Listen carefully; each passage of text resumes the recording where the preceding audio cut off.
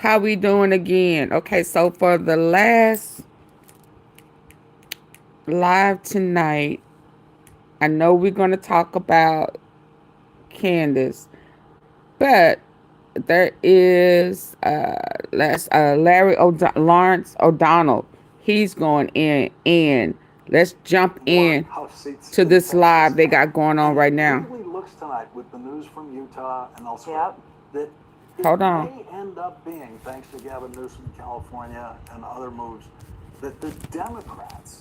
Let's listen, y'all. This is. It really looks tonight with the news from Utah and elsewhere. It may end up being, thanks to Gavin Newsom in California and other moves, that the Democrats end up picking up more seats through redistricting. We heard this earlier. And the Democrats didn't start this. They weren't going to do any of this. Right. Until Donald Trump got it started.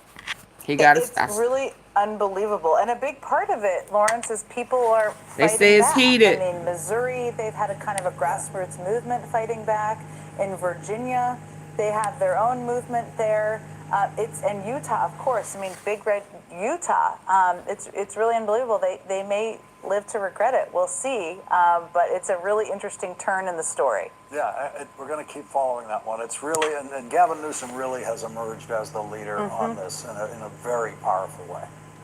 No Hey, question about Mrs. it. Tom. I think it put a lot of pressure on other governors of blue states to take action if they can, and we've seen that over the last week. We'll be following it. Thanks, Jen. Yeah. Thanks, Lawrence. They say it's hot. Well, Donald Trump, who is facing the disapproval of 54% of Americans, continues his politically losing ways by saying something that could get that disapproval number up, something that no president in history has ever said. 2/3 of Americans are fools. Donald Trump put that in right. He said, what now? Say what now? Dummy Dumb said, he put it in writing. Yes, ma'am, I ate. I did. I ate. I was looking for something sweet to eat. But Barbara, this just may be the sweetness. He said, what out loud? You lying. 2/3 of Americans are fools. Donald Trump put that in writing. Donald Trump said, 2/3 of Americans are fools.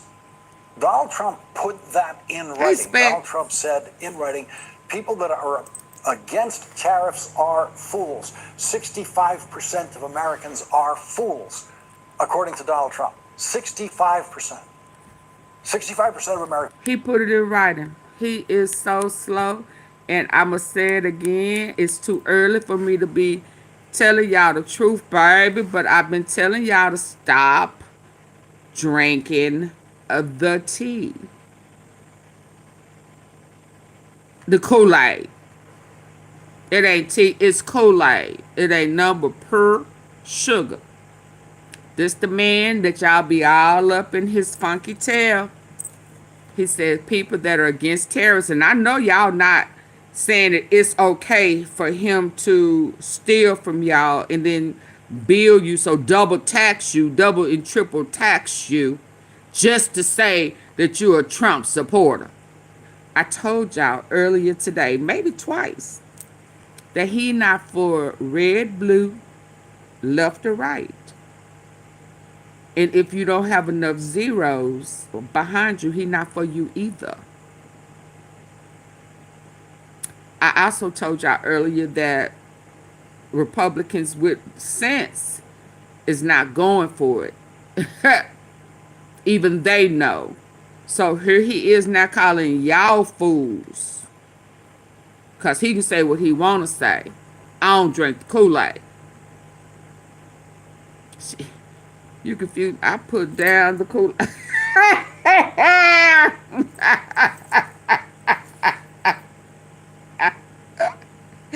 Yeah. He said everybody who is against him triple and double taxing y'all are fools. Yeah, if he can't milk you, you're a fool for not letting him milk you and line his pockets. Wow. And he stamped it. So can't nobody say He didn't do it. It wasn't him. Yes, foolish, big booty fool did. Big donkey ass. He did it to himself. And now he wants to give like he doing us a favor. See, this $2,000 is gonna come like he did something for the needy. He did us a favor. No, you got busted. And it needs to be triple, quadruple. We need to tax you on stealing. This diaper is full of shit. Against tariffs are fools. 65% of Americans are fools, according to Donald Trump. 65%. 65% of Americans oppose the Trump tariffs, and Donald Trump's response to that is to call them fools with an exclamation point. 65% of the country knows that Donald Trump's tariffs are causing inflation, causing them higher costs that they're facing. 65% know that the Trump tariffs are economically hurting them. And Donald Trump calls them fools and then says he wants to send them all a check for $2,000 to compensate for the economic harm that his tariffs have caused those people. The Wall Street Journal editorial board doing us a responded favor to that idea, saying, quote, if tariffs are a free economic lunch and their benefits abound, why offer a rebate? Because he got Donald caught Trump stealing. is the most inconsistent, incoherent. Mr. O'Donnell, can I answer that, please? Can AunTeaFee please answer that? Because his ass Donald got Trump caught is the most stealing. He got caught stealing. He got caught with his hand in the cookie jar. He thought that we would forget about his thievery, like he wants us to forget about the Epstein files. That was his way of punishing us, acting like he was sticking it to them when he was really trying to stick it to us. Yeah, and when his hand got popped real hard, yeah, ouch. Oh, dang. AunTeaFee, you still kind of heavy-handed. Yeah, when he got caught with his hand in the cookie jar and he got his hand popped, now he gonna try to act like he doing us a favor. And there gonna be some uneducated, stuck on stupid people thinking, oh, see, he gave us a stimulus before. Oh, he gave us PPP before. Yeah, I know that they say it was illegal, but he the only president that done something for us. Oh, he gave us $2,000. Oh, yeah, that's what they gonna say. You know why? Because y'all head is in your ass, or in his ass. Are you stuck on stupid? Are you too busy playing games on YouTube? Not paying attention to what's really going on. He ain't never did us a favor. They've been whitewashing for a long, long time. Yeah. Bull, absolutely. But somebody gonna believe that. Somebody gonna believe it. Somebody gonna believe it. Baby, because they ran with that PPP stuff like he was the best thing since sliced bread. Not telling them that once you inflate them numbers, yeah, and create something that you didn't already have, yeah, I know he do it all the time, and don't nothing ever happen to him. Well, you ain't him, boo-boo. And it's just a matter of time. He set y'all up, and then he gonna send y'all asses right on to jail, and he gonna pardon his friends because you don't have enough zeros behind you. Okay, carry on. Inconsistent. Never ever. Incoherent, ignorant federal elected official in history on the subject of tariffs. And because he spreads so much madness and chaos every day, the Washington news media is incapable of what would be their standard reaction to a politician saying that 65% of Americans are fools. There would be outrage. Imagine, Right. once again, If Joe Biden or Kamala Harris or Barack Obama or Hillary Clinton had ever said Oh my God. 65% of Americans are fools, imagine the number of articles that would Ooh, pour they would be forth wearing it out out. of the Washington news media about how elitist and out of touch that Democrat is for On the saying subject of 65% of taxes, the on the American people are subject of fools. anything. Donald Trump can say it. Shit it And the on him. Washington news Absolutely. media doesn't even He said notice it y'all dumb. because his madness. He said 65% of Americans are fools because we will not let him get away with the tariffs as if we don't have to pay for it. And he wants to offer y'all $2,000 to make it go away so y'all can stop talking about it. And it can I offer y'all a little bit more to stop talking about the Epstein files? Boo boo. You ain't got enough. You ain't got enough to stop me from talking about them Epstein files. I'm like Charlie Kirk. I can't be bought. Who said that to you? Oh, JFK. I can't be bought. Let's go. Has understandably worn them down. They have lowered their standards for Donald Trump. Later in this hour, we will hear from President Obama's chair of the Council of Economic Advisors, Jason Furman, on Donald Trump's idea about paying $2,000 to 225 million people he calls fools.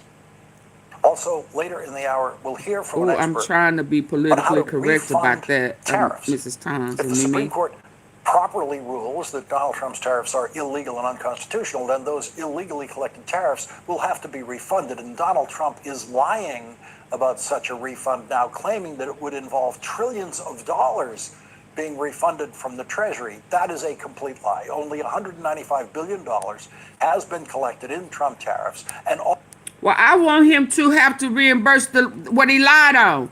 If he said it was trillions, if he said he offered the tariffs, he made the U.S. trillions, it was off of our tax dollars, we paid the taxes, then he needs to replace what he lied about.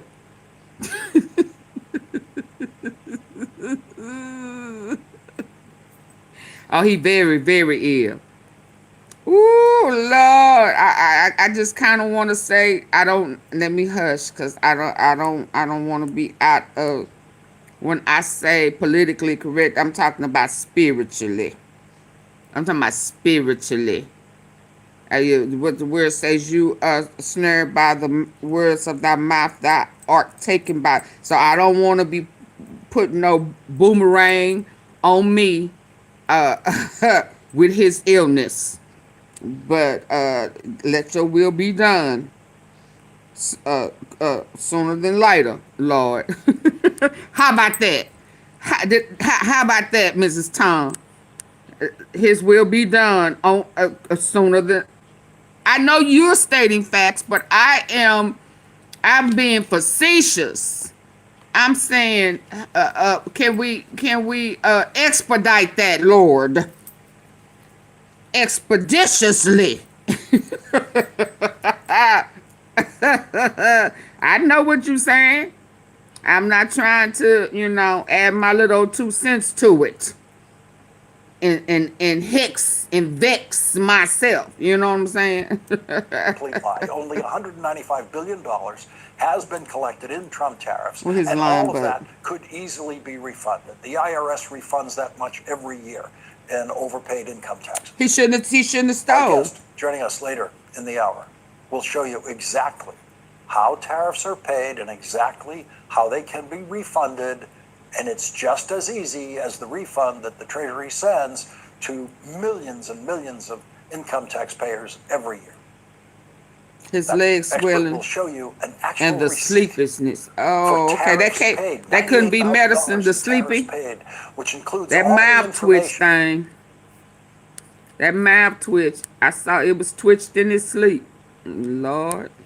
that the Treasury needs to refund that tariff money to the American payer of the Trump tariff. But we begin tonight with your feelings. There was much disappointment about the way the end of the shutdown was brokered in the United States Senate by 5 Democratic senators who appeared to change their position at the end of 7 weeks of shutdown. That peeing in the front, By the time I that peeing presented out that shit in news the last front night, was a there had sign been too, an wasn't it? outpouring of outrage on social media all day about Senate Minority Leader Chuck Schumer failing to control every Democratic vote in the Senate, something no Democratic leader of the Senate has ever been able to consistently do. The late-night comedians had their usual fun at Chuck Schumer's expense. Some of Y'all them please hit clearly the like think button. that they would be better at the job of Democratic leader of the United States Senate because obviously it's easy in their view. When I explained what I think is the reality of Senate leadership here last night, based on my experience working in the Senate, I wasn't so much concerned with the feelings of the disappointed than I was with the reality of the situation and getting that reality as clear as possible here. But our first guest tonight is much better at addressing feelings than I am, as he showed in this video posted yesterday. Ooh, I know what that a lot of people are is feeling some pretty strong HMHIM? feelings today, feelings of frustration, even betrayal. I have somewhat the advantage of from So much concerned with the feelings of the disappointed than I was with the reality of the situation and Yes. getting that reality as clear as possible here. But our first guest tonight is much better at addressing feelings than I am, as he showed in this video posted yesterday. I know that a lot of people are feeling some pretty strong feelings today, feelings of frustration, even betrayal. I have somewhat the advantage of from being in the Senate, being a couple of days ahead of everybody, seeing that this was going to happen. So I've had a bit more time to process it than people who discovered it yesterday. And while I think everybody is entitled to their feelings on this, and I don't want to derogate those in any way, we need to remember the battle that we're in. And every ounce of energy that we put into fighting with each other, fighting with other Democrats, is energy that is lost to the fight to defend our country from Trump and MAGA. Whatever your feelings are, I validate them. Great, feel that way. But we've got a battle on our hands. And it's a battle whose real game day is November a year from now, when we have the chance to throw Speaker Johnson out of the Speaker's office and put the Senate under Democratic control and put real obstacles in the way of Trump's corruption and misconduct.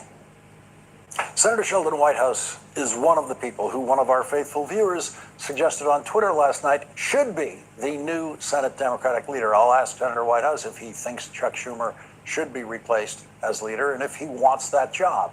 It's worth noting that no Democratic member of the Senate has said their leader should be replaced.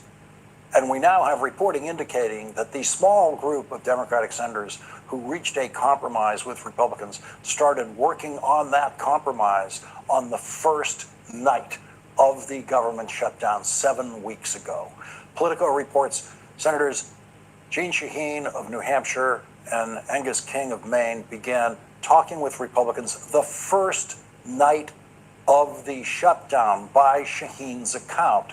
So, with a small group of Democrats working with Republicans from the first night of the shutdown, Chuck Schumer was able to convince those Democrats not to make a deal until after last week's election. Donald Trump himself blamed the shutdown for the Republicans' wipeout in last week's election. And if that's true, does Chuck Schumer deserve some credit for pushing the shutdown through last week's election so it could have that impact on the election? The final Democratic vote that sealed the deal came from Tim Kaine of Virginia, who was Hillary Clinton's vice presidential. Was it somebody they know, or was it political? There appears to be a belief out there that the minority leader of the Senate can simply tell Tim Kaine what to do. Tim Kaine said that his number one issue in the shutdown was always protecting federal government workers. And he achieved some protection for government workers, many of whom live in his state of Virginia, in his negotiations with Republicans. Politico reports Tim Kaine privately laid out weeks ago what he needed in return for his vote to end the government shutdown: a moratorium on mischief. He meant no more firing of federal workers. So there's the final vote that sealed the deal, that got them to 60. The final vote sealed the deal, negotiating with Republicans for weeks, negotiating with Republicans weeks before last week's election. And through it all, Chuck Schumer tried to hold on to those Democrats.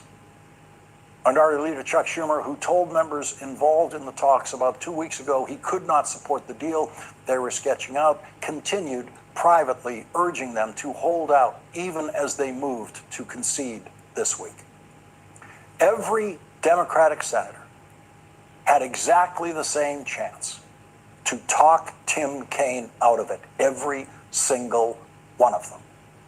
Every Democratic senator had a chance to try to change John Fetterman's mind, but John Fetterman and 2 other Democrats voted with the Republicans even before any compromise was struck.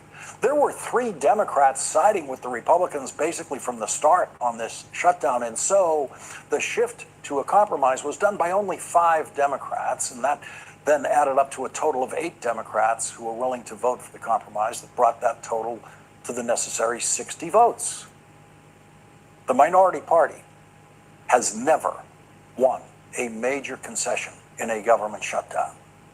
It's never happened. That's one of the facts that moved those 5 senators toward compromise. Most of the people with the most hurt feelings about this seem to believe that they know for a fact what was going to happen next in the government shutdown. They have mistaken their guesses for facts.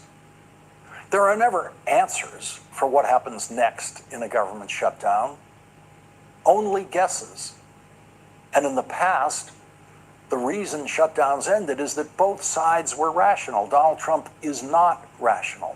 Donald Trump is not running for re-election. Donald Trump doesn't care about anything. Donald Trump doesn't care about starving people. Donald Trump doesn't care about health insurance premiums. Donald Trump doesn't care about government itself. That makes him a unique. Thank you so much. I'll see you down there. Okay.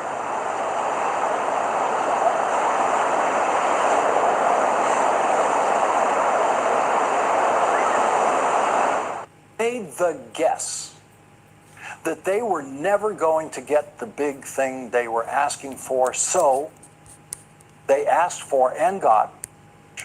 Donald Trump is not running for re-election. Donald Trump doesn't care about anything. Donald Trump doesn't care about starving people. Donald Trump doesn't care about health insurance premiums. Yeah, I don't Donald know Trump nothing doesn't about care about discourse. government itself.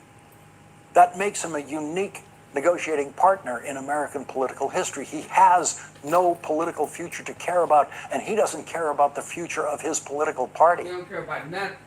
The He know he 5 about to Democrats who made the compromise made the guess that they were never going to get the big thing they were asking for, so they asked for and got something smaller. Only in the age of Trump, with a news media that lost perspective a long time ago, could this outcome be reported as a loss for the Democrats, meaning all Democrats, instead of a strategic choice by 5 Democrats who changed their position in exchange for 271 Republicans, including the president, changing their positions and agreeing to increased funding for supplemental nutrition assistance, for agreeing to protect government workers, to not allow Donald Trump to fire them, not allow any of the layoffs that Donald Trump has executed during the shutdown to hold. All of those people will be rehired because of what Tim Kaine negotiated. They will all get back pay. There was nothing unusual in what those 5 Democrats did. There is no reason to presume that they were trying to sabotage anyone. Everything that they've publicly said about it indicates that those 5 Democrats were trying to do the right thing in an unprecedented situation, a situation that no one in the Senate has ever faced before. A guess. Just like the rest of the Democrats, who guessed that the best thing was to keep the shutdown going, to try for the first time in history to legislate from the minority in a shutdown. A small minority of Americans pay Obamacare premiums. 6% of Americans pay Obamacare premiums. The Democrats were holding out in the shutdown, fighting for those 6% of Americans who desperately need help to pay for health insurance. They are the kind of people that the Democratic Party and the Democratic Party alone cares about and has cared about since Franklin Delano Roosevelt made concern about the people who need help from the government the soul of the Democratic Party in 1933. And it has been ever since.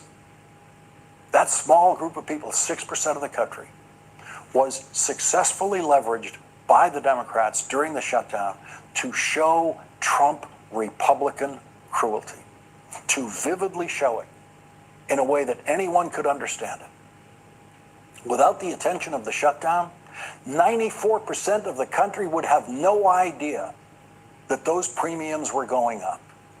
The shutdown made the Republican position hugely unpopular, and my guess is it didn't just pay off in the last election. My guess is it will pay off in the next election. But that is just a guess, like everything else in this situation. I've seen many pay off in the next election, but that is just a guess. Like everything else in this situation. I've seen many legislative losses in Congress, and the smart losers never blame themselves. They don't really admit they lost because they don't admit that it's over. They just say that they're going to keep fighting.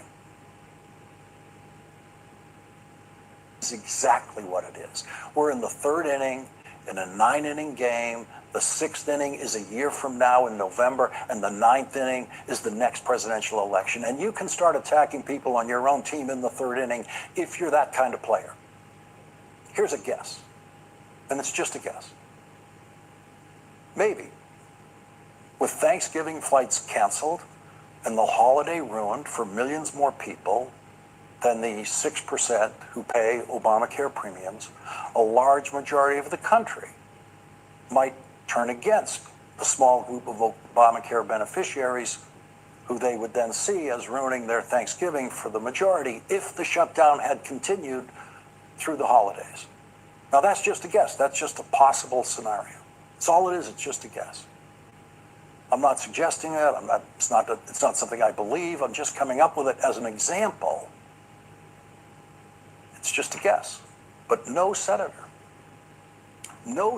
could tell you that that absolutely would not happen. Maybe it would. Maybe most of the 94% who don't pay Obamacare premiums would resent the disruption of their holidays. Or maybe they wouldn't. Maybe they would be generous about it. Maybe they would be thankful on Thanksgiving that they personally didn't have to pay higher Obamacare premiums and want to help those other people. Maybe they would want senators to keep fighting for that 6% of the country. Who knows? Your guess is as good as mine. Everyone's guess is as good as everyone else's guess. That's in the nature of guessing. So many of the people who were crushed by those 5 Democrats seem to think the future is a fact, not a guess. They seem to think that when they look into the future, when they see the Thanksgiving holidays and a government shutdown, they can see facts and not just guesses. But the future is not a fact. The future is a guess, especially in politics. Sometimes the old saying, your guess is as good as mine, is where we end up. And you can think that one Democratic senator's guess about what would happen in the future is better than another Democratic senator's guess about what would happen in the future. But don't pretend that it was something more than a guess. Leading off our discussion tonight is Democratic Senator Sheldon Whitehouse of Rhode Island. He's a member of the Senate Judiciary Committee and the Senate Finance Committee. Senator, thank you very much for joining us tonight, and thank you for being so much more understanding of people's feelings in these situations than I am in my rush to get into the reality of how these decisions are made.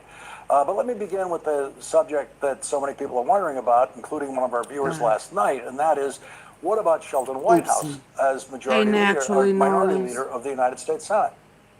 Can't figure Well, first out of a all, way to keep I don't think there's any need for a leadership change at this point. I think it would be enormously disruptive while we're in the middle of this fight. I think people should also understand that the Senate, as you know so well, Lawrence, is a completely different body than the House. In the House, if a group of Democrats defected and went over and voted with the Republicans, that would be really notable, particularly under the often ferocious leadership of the greatest legislator of all time, Nancy Pelosi. It's a different thing. It's team first in the House. The Senate has never been that way, and that's why gangs of 12 and gangs of 8 and all, it always comes up. Senators have much more individual agency in the Senate than House members do in the House. So that's just a fact. You can't measure Chuck Schumer against Nancy Pelosi because he's in a different job. He also had a bigger number of senators to deal with than 8. He had the 3 you mentioned who had never voted to stop the continuing resolution. He had the 5 who voted and changed the day, but Tim Kaine has said publicly that there were another 5 or 6 that were waiting in the wings and that were encouraging them. And if one of them had not voted, somebody else might have stepped in to make that 8th vote. So our caucus had a bigger problem than just 8. And I think the point that you led with is the key one here. If you listen to sports radio, there are all sorts of people who say the manager should be fired, you should switch the first and third baseman, those were terrible draft picks. Everybody has an opinion. Everybody has a guess about what the best way to run the team is. But if you're on the team, and particularly when the game is on, you've got to get back out on the field right away and start winning. And the thing that we have to win right now is that Affordable Care Credit vote that we will have in December. Mm-hmm.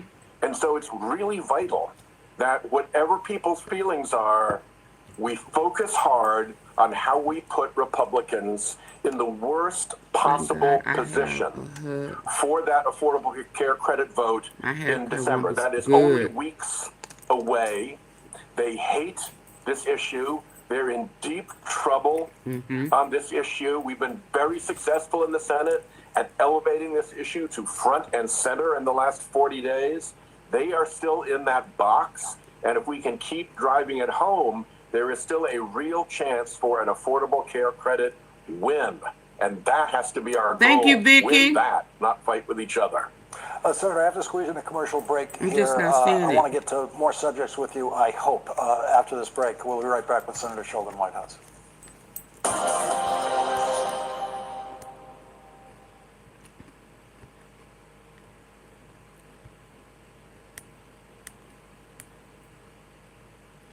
Wait, what is this? In a commercial break here. I want to get to more subjects with you, I hope, after this break. We'll be right back with Senator Sheldon Whitehouse.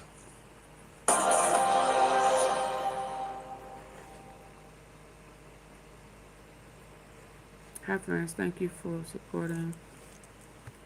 Oh, okay.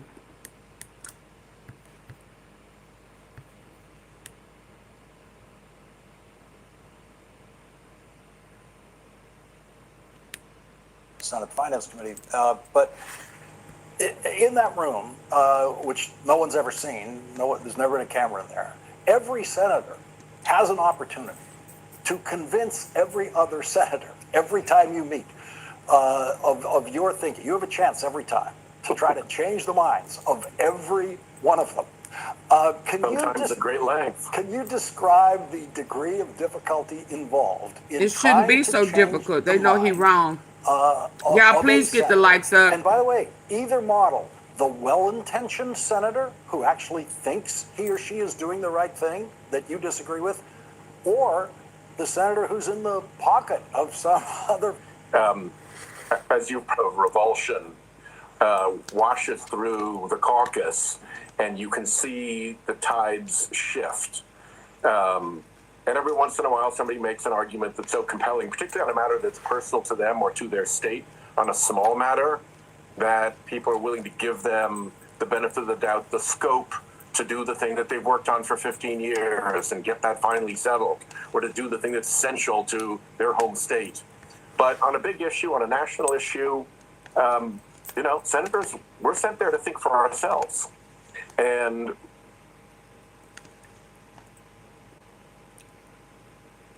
Why is it?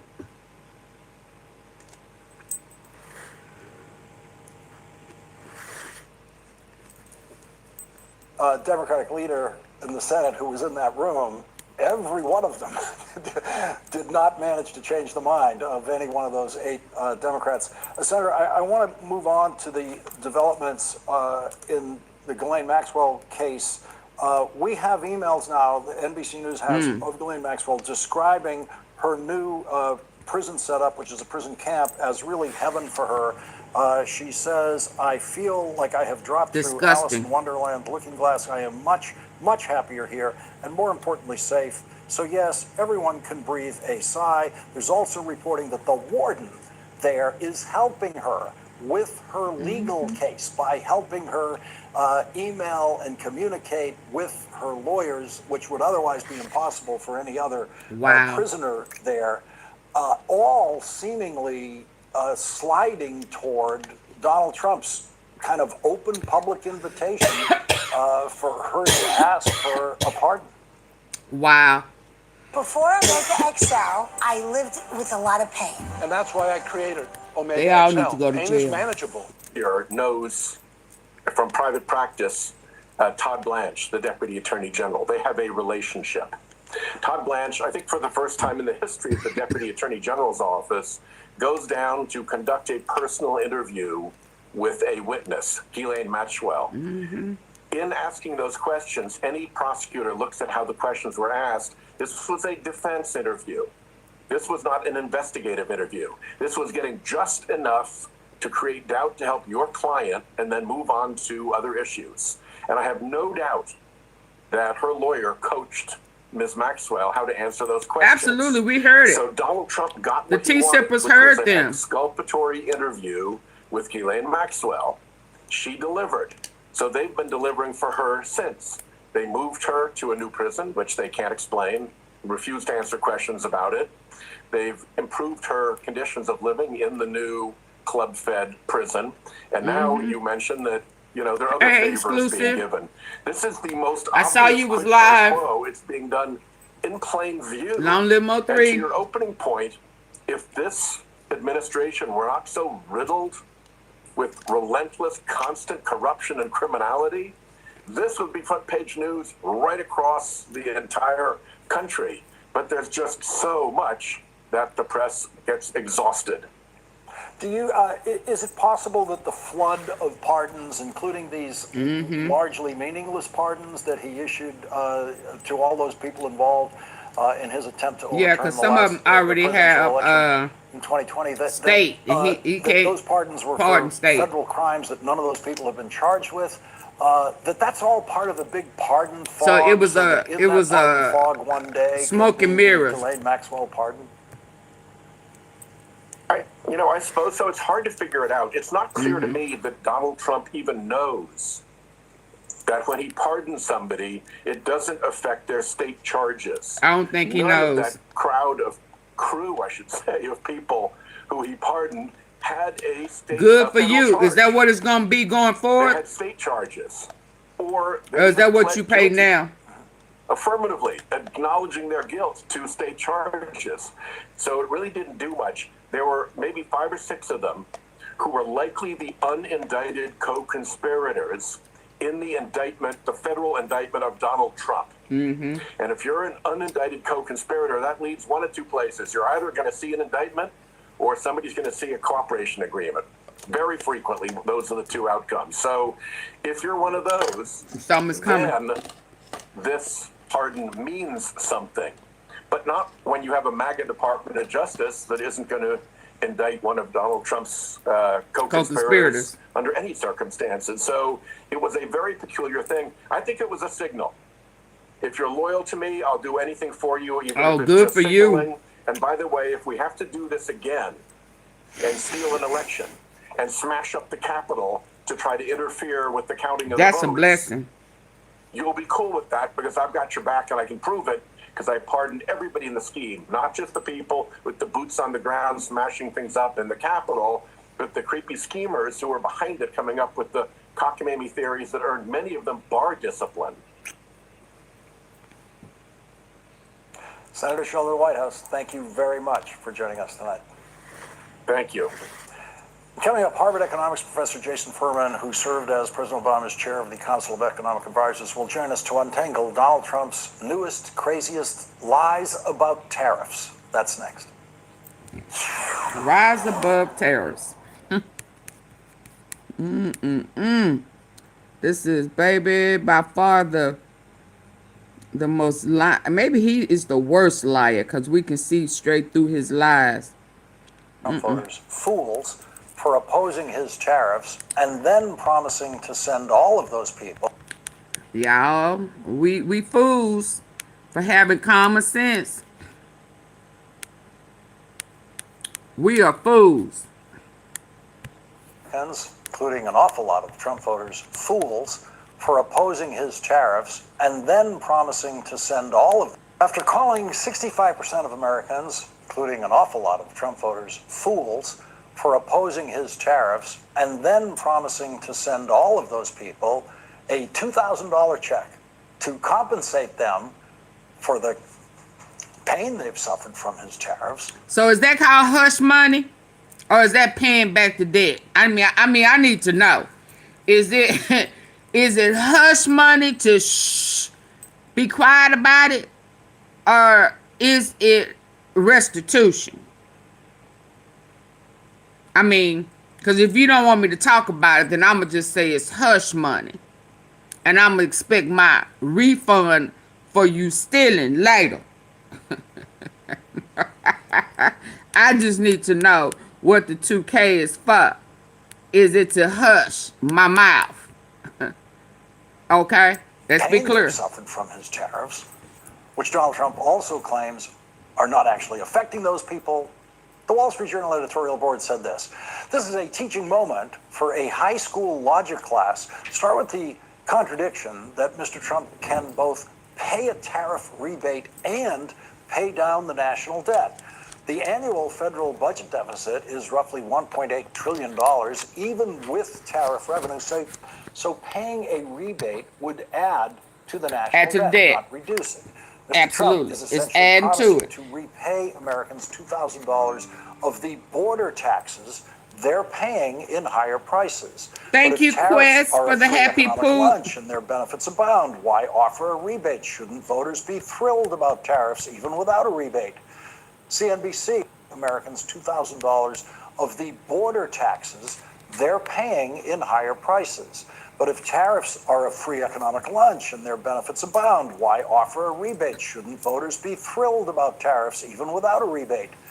CNBC said this. According to the Treasury Department's September report, the U.S. collected roughly $195 billion in customs duties so far in 2025, more than doubling last year's total. If you pay $2,000 to 100 million Americans, you end up at 200 billion, said Thomas Phillipson, a professor of public policy studies at University of Chicago and former acting chair of the White House Council of Economic Advisors. That would be less than 1/3 of the people living in the United States, Phillipson said. If Trump includes 200 million Americans, we are up to 400 billion. They are going to pay back more than the tariff revenue. Joining us now is Jason Furman former chair of the Council of Economic Advisors for President Obama. He's now professor of economic policy at Harvard University. And Professor, what would be the first thing you'd like to correct about Donald Trump's thinking here? I mean, I'd like to correct the Wall Street Journal editorial. This to me looks more like middle school math than high school math to understand the problems here. What does what even do? This doesn't make any sense. We have a large deficit. We can't afford this. It's way higher than the tariff revenue. He claimed the tariffs were being paid by other countries. Of course, they're not being paid by other countries. It's just nuts. And as we It go supports forward, my there is the possibility, platform. of course, of the Supreme Court just ruling these tariffs, the emergency, so-called emergency. It supports my platform. It's very welcomed. It's just another way, like the super chats, the super stickers. It supports the platform, and I greatly appreciate them. Thank you. Tariffs illegal and unconstitutional. That involves a forced repayment. That involves a forced repayment of them. But in general, the public in general is saying in polls that they disapprove of Donald Trump's economic policies, and that is something he's not accustomed to. And so, what are we seeing as the White House? What is the policy reaction that you've seen, if any, to this rebuke in polling to this White House? Yeah, I mean, up until this last week, heard nothing out of the White House about affordability. And it's ironic, of course, because it was the issue he was elected on, but seemed entirely indifferent to it. If you remember earlier this year, he was talking about at Christmas, people can buy fewer dolls. Why do people need to buy so many dolls? Just didn't really sound in touch with the problems that Americans have, and had a set of policies that were making affordability worse, not better. This week, you finally started to hear lip service to the idea, but the only two things I've heard are the $2,000 checks, which, by the way, wouldn't help. We'd also get a bunch of inflation from it. And then the 50-year mortgage is the other idea I've heard under this heading.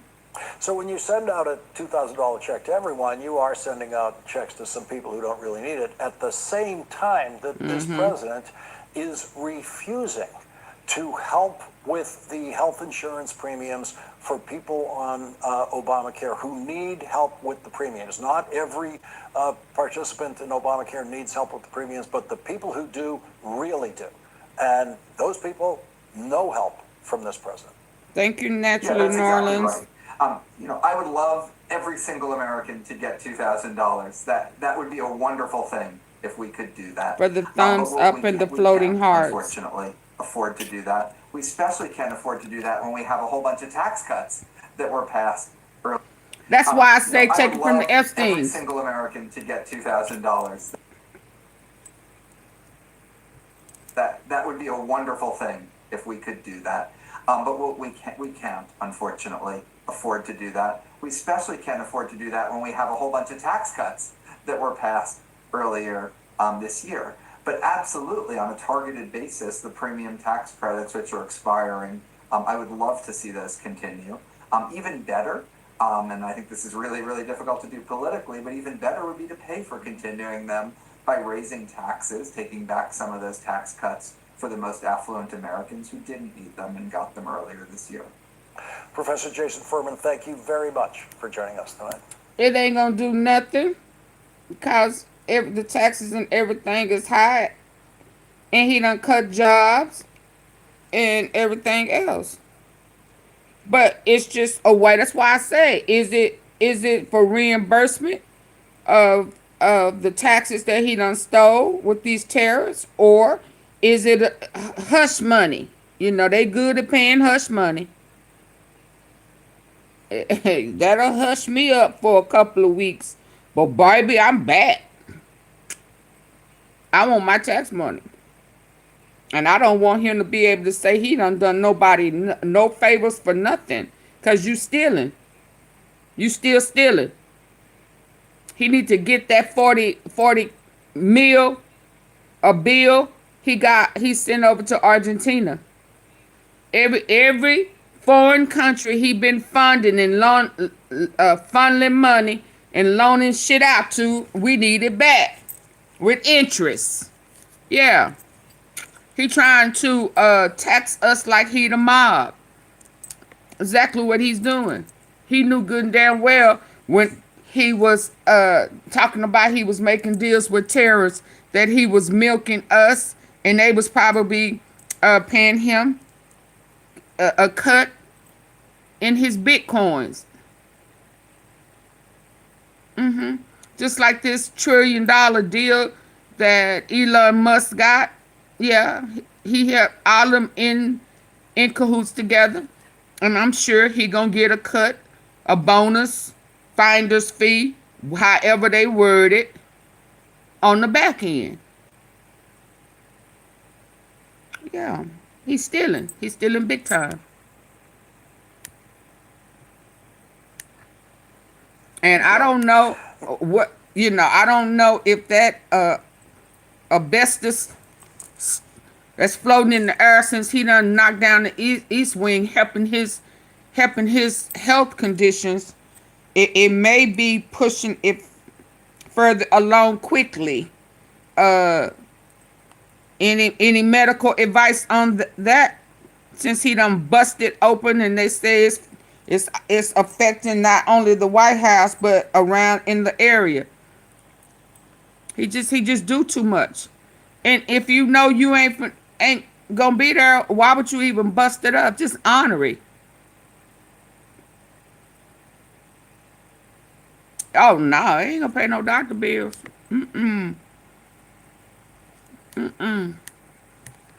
Nope. Dishonor. Coming up, one of Donald Trump's newest lies about tariffs is to say that the Treasury Department cannot possibly repay those tariffs if the Supreme Court rules that they are illegal and unconstitutional. Customs expert Lori Mullins joins us next. That's a lie. That's only if you done tapped that deep off into it and y'all been stealing funds. And they've been stealing for a while, baby. Every last one of them Trumps done recouped all their money plus some. The Americans who paid those tariffs. That is a lie. The United States Treasury knows exactly who paid the tariffs. They keep as close track of that as they do income taxes. The Treasury knows exactly how much each of us has paid in income taxes and is capable of immediately refunding any amount that is greater than what we owe. The Well, they total say amount he's of sick. tariff revenue collected by the Treasury this year is $195 billion. They say he was on his way out before he bust down that east wing. And with all that stuff floating in the air, he may be out sooner than he thought. Yeah, 80 million Barron Trump. Yeah, when he plotted and said what he said about China. Yeah, so he knew that it was the stocks was gonna drop. He went in there and moved some things around. And then the next day it was it was just all a dream. Yeah, that's what they do. Thank you, Ray Jones, for the flowers. Thank you. I greatly appreciate it. That is less than the amount that the IRS refunds to income taxpayers in a typical year.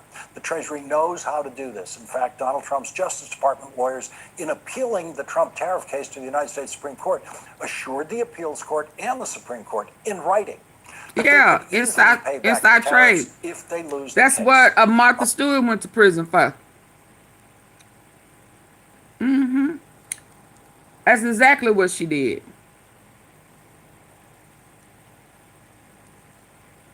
Yep. And Barron ass need to go too. His mama and daddy, all of them. And then deport their asses to where their parents came from.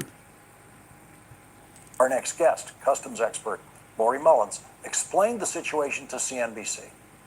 If the tariffs are ruled illegal, We don't have no said king. issuing a refund should be as easy as when U.S. Customs automatically refunded U.S. importers' generalized system of preference duties on U.S. eligible imports between January 1st, 2018 and April 21st, 2018. With GSP, imports were filed a specific way, and it was a simple process with Customs sending the money back to the importers. Mullins said. She added that because International Emergency Economic Powers Act tariffs are filed with itemization, the refund process would be similar and, in theory, faster. In her opinion, the real complexity lies in how customs brokers who are already dealing with shortages in experienced personnel will manage the expected increase in filings. Joining us now is Lori Mullins, Director of Operations at Rogers & Brown Custom Brokers and President of the Houston Custom Brokers Association. Thank you very much for joining us tonight. I've been dying to have this conversation. So how easy is it to track who would be owed a refund of these tariffs? So every entry that's filed is very clearly itemized by line item, the types of tariffs that are being paid. So each IEPA type of tariff for, let's say, the Russian oil or the reciprocal tariff is line itemed into the entry. So each of those are pretty simple for the government to track. We actually have that. You gave us a receipt for that $98,000 in tariffs on that oil, specifying exactly how it's laid out, specifying who paid it. That's the kind of documentation that the Treasury has on this. Is it as simple as income tax refunds that all of us have received at some point? It could be. So, like I had mentioned before to CNBC, the refunds in the past for GSP were very specific in how they were filed. If this case ends up that all of them have to be refunded, it could be as simple as that. I think it likely will become more complex in that a clawback would be required. So that importers would be required to claw back the funds. In that case, it could be a little more complex. Meaning the importer would be required to make a claim for it. We wouldn't just automatically send the money back. Correct. Yeah. A claim would go in from the customs broker on behalf of the importer or the importer themselves, just asking for those funds. It's a lot more complex in that the filing has to be done. There's a time limitation. And then Why do people have to go through all of that when it never should have been done? Are already overwhelmed. So that would just add to the complexity. And the customs brokers are overwhelmed because of the tariff regime? Yeah, basically each tariff, as they've gone in, pulled back, gone higher, gone lower, the customs brokers are having to navigate all of that on. Okay, let's move on to where we were yesterday before AunTeaFee had her own little powwow with Candace Owens. I backed it up a little bit. I backed that thing up a little bit. And this is where, this is around where we were. Can y'all please double tap the face of your phone if you're on your phone device listening in? If not, there's 3 dots at the top right. You can hit those and it'll take you to the like. Thumbs up. Thumbs up. Let's go. Person who dropped off these pipe bombs worked in Capitol Police campus security. She lives in Alexandria, Virginia. She is apparently now under the watch of law enforcement officers because the Blaze News editor-in-chief decided to pull up to her house to just kind of see if any action was happening at her home. And then I don't remember this. Capitol Police campus security. She lives the right story, right? Now, much more is going to come out. I'm not here to cover all of January 6th. And what they have. Oh, yeah, I remember this. More will come out in the coming days. What we do know is, like I said, this was a 5-year investigation. It involved forensic analysis. A CIA spokeswoman, Ms. Lyons, stated that Shawnee Kirk, the alleged person who dropped off these pipe bombs, worked in Capitol Police campus security. She lives in Alexandria, Virginia. She is apparently now under the watch of law enforcement officers because the Blaze News editor-in-chief decided to pull up to her house to just kind of see if any action was happening at her home. And then he instantly got stopped by local police before they allowed him to leave. Now, surprise, surprise, I think it's always the feds, and we might be being ruled by criminals. Like, I don't know, Jeffrey Epstein who? Are you Right. still talking about Jeffrey Epstein? Yeah, your booty buddy. Yeah. Your PDF filer friend. We're still talking about Jeffrey Epstein, Trumpy. Now, if we are Trumpy. allowed to follow this idea that the feds are behind major politically divisive events, then we have to ask ourselves who exactly was behind organizing the Stop the Steal rally event itself. And interestingly enough, on the quote-unquote Republican side, Christian Zionist pastors were heavily I hope not. involved in not just influencing the public, right? Understanding I'm gonna right be away, telling the positive and public, the Republicans, optimistic. that we had to fight for justice. They went out immediately following the election results. One person was Lance Wallno. Okay, I want you to remember this guy's name, Lance Wallno. Immediately, just 3 days after the election of 2020, on November 6th, he publishes this onto his Facebook page, okay?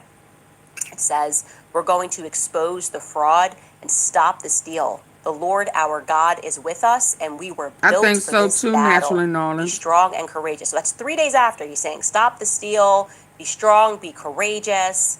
And Lance, who is a charismatic preacher, wasn't the only charismatic preacher or pastor that instantly threw their weight behind, quote unquote, stopping the steal.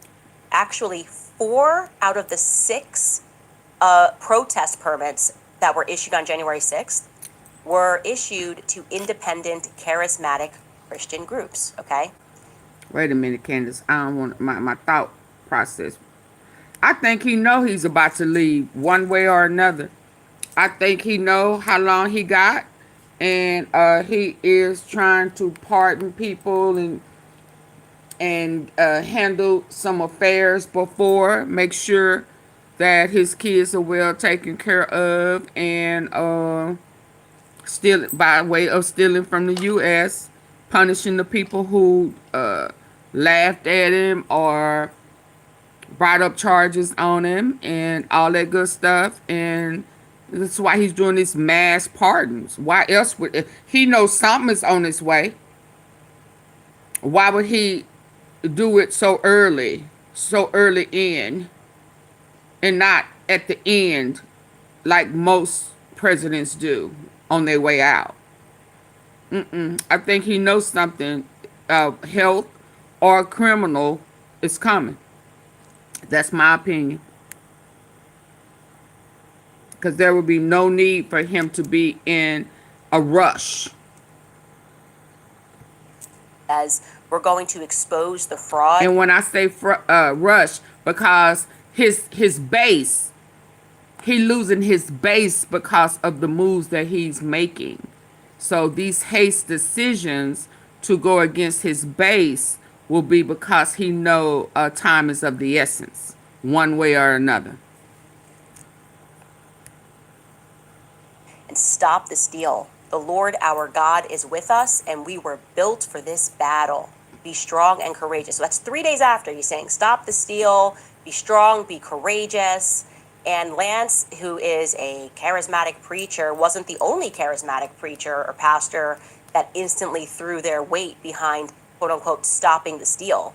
Actually, 4 out of the 6 protest permits that were issued on January 6th were issued to independent, charismatic Christian groups, okay?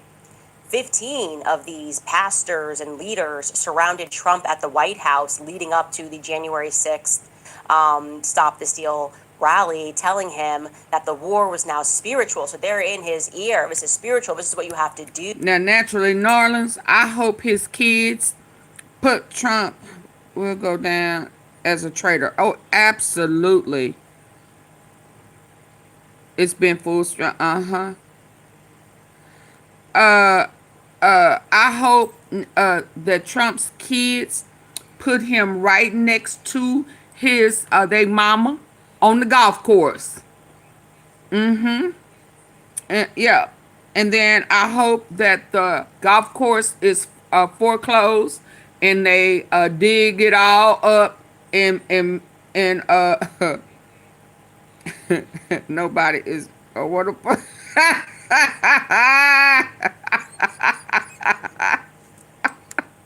yeah, put his ass on the golf course. Yeah, where he shit on everybody at. Yeah, in that nasty ass diaper. Mr. President, okay? There's an article about that. It's the new Apostolic Reformation drove the January 6th riots. So why was it overlooked by the House Select Committee, this person asks, okay? NAR, I brought this up to you before. Lance Wallnow is in this article. So is Sean Foyt. Now you're thinking these names might sound familiar. Certainly Sean Foyt, I brought him up to you regarding TPUS Faith, who started to lead these events that they were having. Pastors and leaders surrounded Trump at the White House leading up to the January 6th Stop the Steal rally, telling him that the war was now spiritual. So they're in his ear. Oh, wow. This is what you have to do. Is that who put that in his ear? An article about that. It's the new Apostolic Reformation. Wait a minute. One person was Lance Wallnow. Okay, I want you to remember this guy's name, Lance Wallnow. Immediately, just 3 days after the election of 2020, on November 6th, he publishes this onto his Facebook page, okay? It says, "We're going to expose the fraud and stop the steal. The Lord our God is with us, and we were built for this battle. Be strong and courageous." So that's 3 days after he's saying, stop the steal, be strong, be courageous. And Lance, who is a charismatic preacher, wasn't the only charismatic preacher or pastor that instantly threw their weight behind, quote unquote, stopping the steal. Actually, 4 out of the 6. Now, is it true or is it not that this pro-Israel, they over there stealing Gaza land? Aren't they Palestinians? Ain't they over there stealing?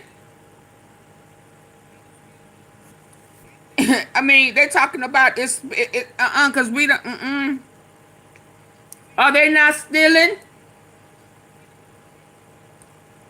That ain't that why Charlie Kirk, part of the reason why he had to go? Because he realized that this genocide was not biblical. And that y'all was stealing. Just like Trump is stealing from the U.S. No, stop the steal is correct. But you telling the thieves, the people who, you telling the victims, you're not telling the thieves to stop stealing. Is Trump and Bibi Netanyahu, are they the two thieves on the, are they symbolic of the two thieves on the cross?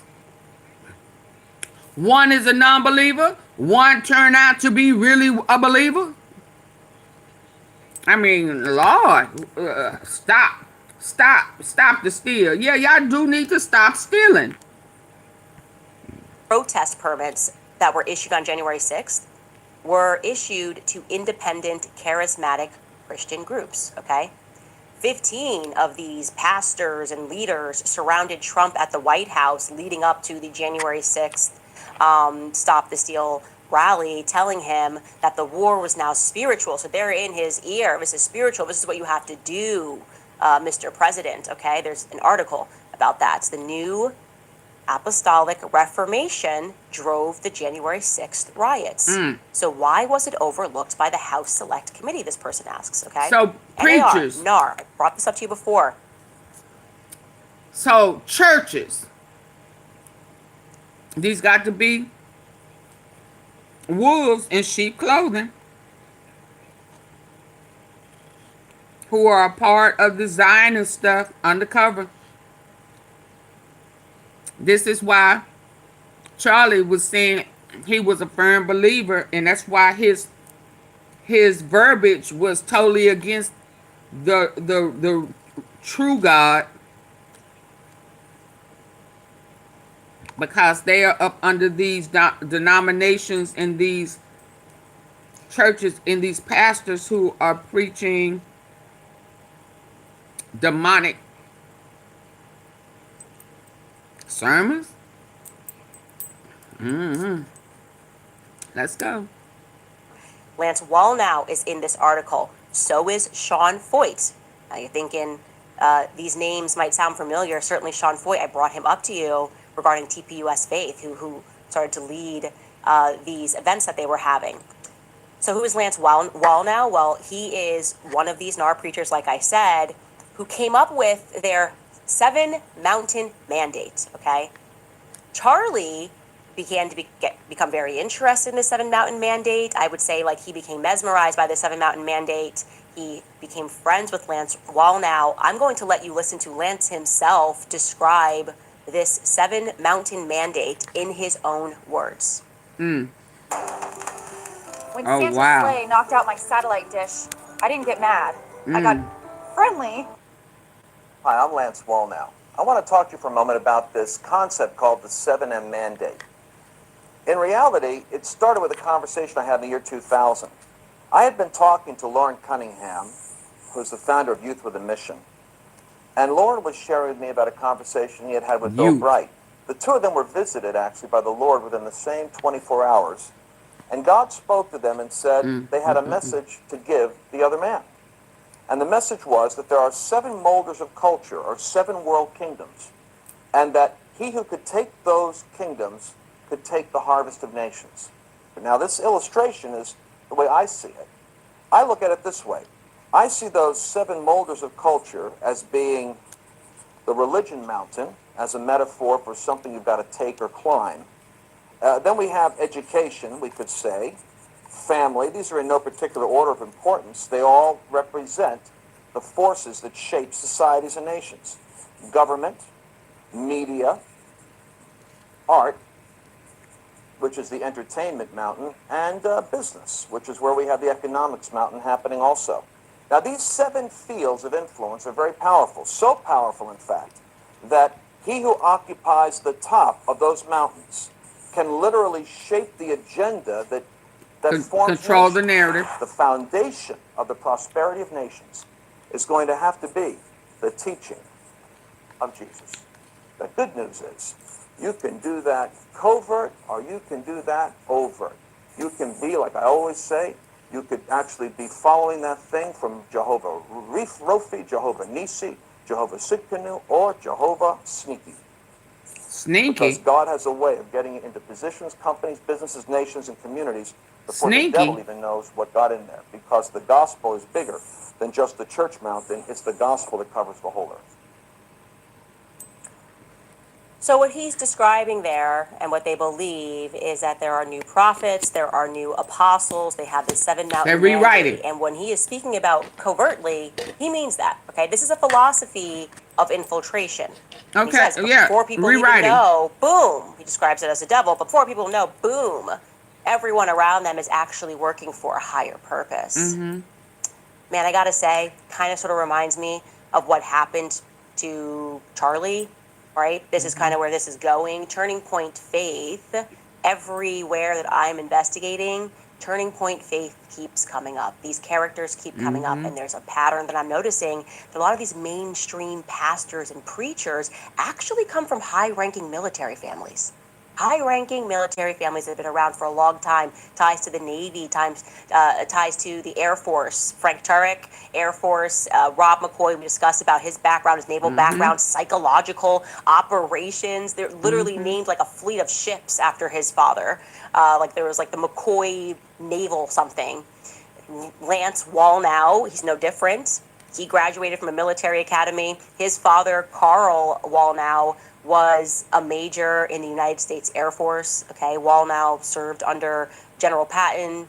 After the war, he then continued his adventures as a field engineer for Standard Oil. Okay, building high-pressure liquid propane installations throughout political revolutions in the world. So he would go and do that in Haiti and Cuba, Dominican Republic, places I would argue that we cause a lot of drama in. I'm just saying. So Lance fits the pattern well.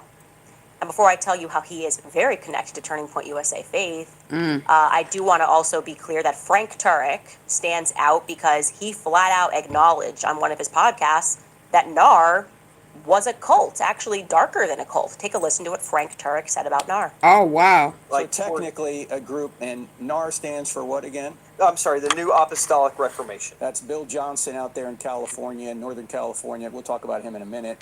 But Word of Faith movement, they don't necessarily add, subtract, multiply, or divide, but their hermeneutic, the way they interpret the scriptures, is aberrant. Yes. And they interpret the scriptures in such a way that their practice follows this aberrant theology that they have, and they wind up doing things that are more New Agey or more even occult-like than they are Christian. Be a cult, and that is That's correct. why they play with them now, kids. Frank Turek didn't Hold on. stop him. They are Christian, aberrant theology that they have, and they wind up doing things that are more New Agey or more even occult-like than they are Christian. He agreed. Be a cult, and that is correct. Now, Frank Turek didn't stop him. I didn't make him go warn Charlie about this in any way, as these people began to infiltrate his organization, and Lance Wallnau worked his way into Turning Point USA.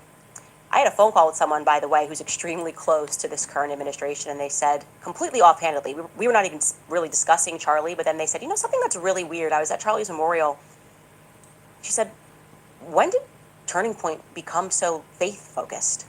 She's like, I remember, obviously, Charlie always spoke about his evangelical faith. She's like, but when you guys were running around starting all these Turning Point chapters, it was all about free markets and capitalism. And she was like, and I was at the rally, and it was suddenly faith, faith, faith, faith, pastor, pastor, pastor, pastor. And I said, you know, that is actually interesting. That is true, that it just kind of started, and then it was almost the biggest thing about Turning Point.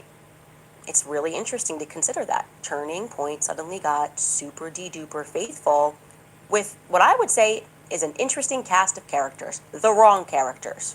Okay, Rob McCoy. Yeah, but faith in who and what? Thank you, Southern Queen of the South. Thank you, thank you, thank you. Hi, Charles James. Faith in who and what?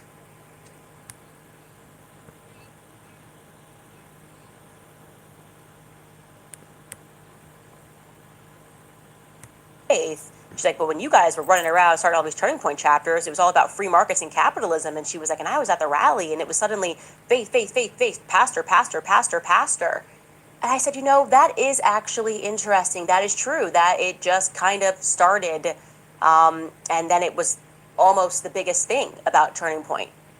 It's really interesting to consider that. Turning Point suddenly got super de-duper faithful with what I would say is an interesting cast of characters. The wrong characters. So faith in Rob characters. McCoy leading that frontier, as we know. What people don't know publicly is that Lance Wallnau was working with him, okay? He was intimately involved, and more importantly, he was financially involved. Sources within Turning Point's faith department tell me that Lance was running the show behind the scenes through funding, that he put a ton of money into Turning Point USA faith operations. Now, I guess a better way for me to state this, because I want to be super clear here, is that Lance Wallnau, who's from a military family and who is saying that he believes in infiltration as a means to climb mountains and overtake society, however he just described that, right, was privately directing large sums of money into Turning Point faith. Okay, he's friends with Rob McCoy, and he eventually did tour stops with Turning Point faith. And he knew Charlie, said Charlie was his friend. I think truly as a society that we need to start focusing our attention, okay, independently. Village Crazy Lady, I told you guys about Mel on X. She's been doing great work on this, but you need to start investigating this faith military constellation.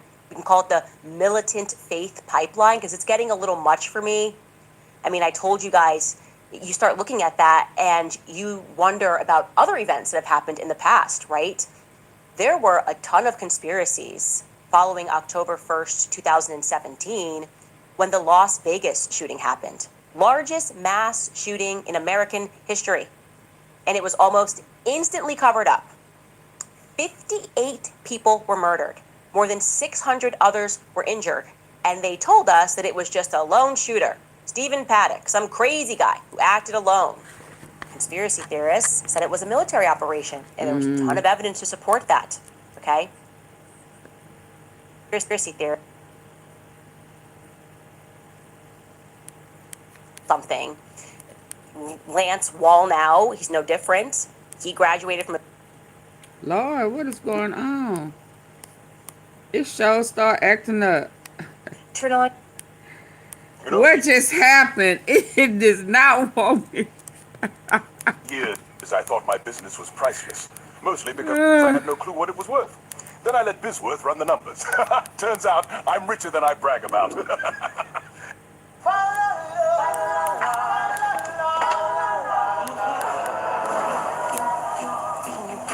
take my shift on the 24th. No. Please. Stay put. I'll trade you Thanksgiving for New Year's. I'm thinking about taking Christmas off. All right, you guys, happy Monday. Yeah, it just did a whole crazy everybody thing. Okay. I just want to check in, see if everybody's feeling okay, because there are a lot of people online who are coming on. Y'all, what is going on? It's just... What is it about the Charlie Kirk investigation? Large sums of money into Turning Point Faith. Okay, he's friends with Rob McCoy, and he eventually did tour stops with Turning Point Faith. And he knew Charlie, said Charlie was his friend. I think truly as a society that we need to start focusing our attention, okay, independently. Village Crazy Lady, I told you guys about Mel on X. She's been doing great work on this, but you need to start investigating this faith military constellation. You can call it the militant faith pipeline, because it's getting a little much for me. I mean, I told you guys, you start looking at that and you wonder about other... Naturally, Nola said, please, don't stop playing. Yeah, stop. I don't know where we were, so we just gonna pick up right here. Events that have happened in the past, right? There were a ton of conspiracies following October 1st, 2017, when the Las Vegas shooting happened. Largest mass shooting in American history. And it was almost instantly covered up. 58 people were murdered. More than 600 others were injured. And they told us that it was just a lone shooter, Stephen Paddock, some crazy... Yeah, I was trying to look at Stephen. Because I don't quite remember this. Okay. Stephen Maddox. Okay, hold on. Let me move this over. Let's go. guy who acted alone. Conspiracy theorists said it was a military operation, and there was a ton of evidence to support that. Okay? Fast forward a year later, on November 7th of 2018, and there's almost this like Las Vegas shooting hangover that happens in Thousand Oaks, California. Oddly, about 40 people who were at the Las Vegas shooting were all at the Borderline bar one night when a Marine, whose family knows Rob McCoy, well, Rob McCoy is friends with that Marine, that Marine's mother decides to storm into a bar and conduct a mass shooting. And who friend? Rob McCoy? Okay, you didn't tell us that. Rob McCoy, friend, mama. What you say? Say what now? that Marine's mother decides to Oaks, California. Oddly, about 40 people who were at the Las Vegas shooting were all at the Borderline bar one night when a Marine, whose family knows Rob McCoy, well, Rob McCoy is friends with that Marine, that Marine's mother decides to storm into a bar and conduct a mass shooting. So Rob McCoy's friend, that's the Marine mama, goes in a bar and starts shooting up folks. Did y'all catch the... Rob McCoy's friend who is a Marine, mama, goes to a bar and starts shooting up folk. The same Rob McCoy, who was standing very near Charlie, grabbed his phone when he heard the pop, put his hand over his ear and put the phone up to the other ear, walked off briefly like he done sent some magnetic bullet, you know, that came out the front part of his phone or some shit. And he walks off briefly like Detective Gadget, some shit, you know, and didn't stop walking. Didn't call 911. He called his daddy first and told him, mission accomplished, let us pray. Wow. Wow. And a victim of that bar shooting was a 27-year-old Navy bar one night when a Marine, whose family knows Rob McCoy, well, Rob McCoy is friends with that Marine, that Marine's mother decides to storm into a bar and conduct a mass shooting. And a victim of that bar shooting was a Hold up. Rob McCoy is the preacher. His son is Mikey. He'll eat anything. So Rob McCoy, the preacher, who preached, spoke at Charlie Kirk's memorial.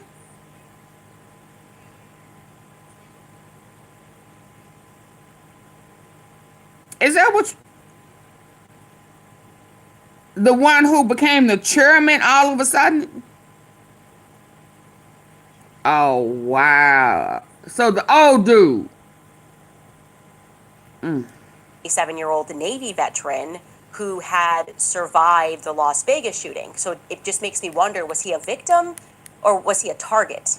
Wait, what? His family knows Rob McCoy. Well, Rob McCoy is friends with that Marine. That Marine's mother decides to storm into a bar and conduct a mass shooting. And a victim of that bar shooting was a 27-year-old Navy veteran who had survived the Las Vegas shooting. So it just makes me wonder, was he a victim or was he a target, right? We have to start asking these questions. This is a headline from the BBC regarding the Las Vegas shooting, the Thousand Oaks shooting at the Borderline Bar and Grill. The Las Vegas shooting survivor being among the dead. We're not getting answers to any of these questions, and they're telling everybody that these are just conspiracies. It's always a conspiracy when you start questioning these fed narratives. One survivor said that the group of them opened a whole new world of fascinating Why are they always involved, some shape, form, or fashion? Thrive Cosmetics just came out with new shades of my favorite product, and I am obsessed. We're meeting up for a second time in about a year, having, I guess, like a little Las Vegas reunion, and that's why they were all there. The point being is, following this, a month after this, Rob McCoy then gets elected mayor of Thousand Oaks. He's mayor for a year. And I'm just starting to ask a lot of questions about what is happening here. Who is funding these groups? Who is funding these pastors? Who is funding these churches? We're getting a lot of weird stories about these churches that are coming out. I shared something over the weekend about Romanian sex trafficking on my X feed. That is involving one of these churches, one of these big churches out in California. And I'm saying it's time to start prodding the narrative, because I'm thinking that perhaps faith has been hijacked. And like I said, and we are going to have some explosive stuff for you on Wednesday. Faith has been hijacked. Israel saying that it's about brothers using Jacob and his brother Esau. That was hijacked. When they talking about, oh, this is biblical, this is spiritual. No, yeah, it's a lot of hijacking. It's a lot of biblical hijacking going on.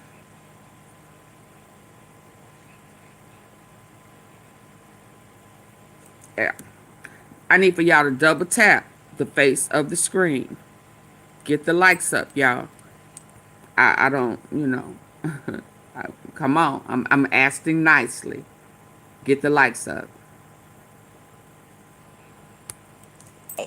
That we have discovered about this Charlie case, the faith element is compelling, and I am not convinced that these people that stand on stages and tell you to stop following Tucker Carlson are working on behalf of the Lord, okay?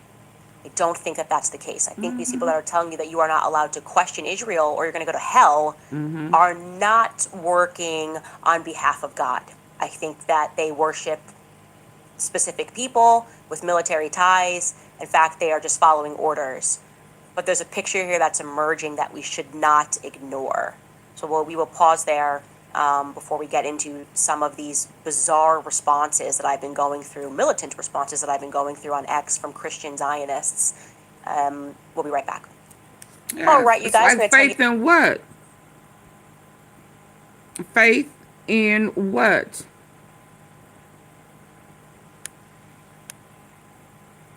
Be not deceived. There's something going on here with these mega churches and these mega pastors. And what I was just referring to in the monologue was in California, where a lot of these churches, mega churches are, there's been another mega church pastor that was accused of trafficking children. Trafficking. They have trafficking children from If they're not trafficking, Romania, of all places. If they're not trafficking, they are fondling. And when I say fondling, I'm talking about a pickle. Yeah. And that former megachurch pastor, I'm going to give you his name here, Paul Havsgard, right? A missionary. Again, this element of missionary, going around the world on these missions. I just, something is just stinking to high heaven. And I'd like to press my finger here, and I don't particularly love the reaction that we're seeing from Christian Zionists right now. I don't even know how to describe what is happening over in Christian Zionist land. It is wacky. It is definitively exceptional. I've never seen it. There's anger, there's tears, there's frustration, there's fatigue, there's defeat, and of course, there's biblical scripture, right? When my show hit #1 globally last week, it was just an all-out virtual war. Seth Dillon from the Babylon Bee tweeted this is hilarious. He obviously just tweets a verse trying to make it seem like, again, this is what they do, Christian Zionists. They will find a verse to be petty and like use scripture to justify who they just want to insult me or Tucker Carlson. And what do you benefit if you gain the whole world but lose your own soul? Okay, like that's not like that is. Are you out of your mind? Actually, I didn't sell my soul, right? All of you guys did. I had to. That is so out of order. Oh my God. Oh my God. Oh my God. Ooh, if only y'all knew. Listen, when people talk about being married or in relationships and they talk about the abuse, physical, mental, what else do they say? Emotional abuse. Baby, there is one that says that you have to include a spiritual abuse. I mean, oh my God. Everybody's a sinner. Everybody is going to hell except them. Oh my God, I just don't want to, I don't want to touch it because it is so funny. But that spiritual manipulation to me is an abuse. Absolutely. It's right up there real close to emotional and mental abuse.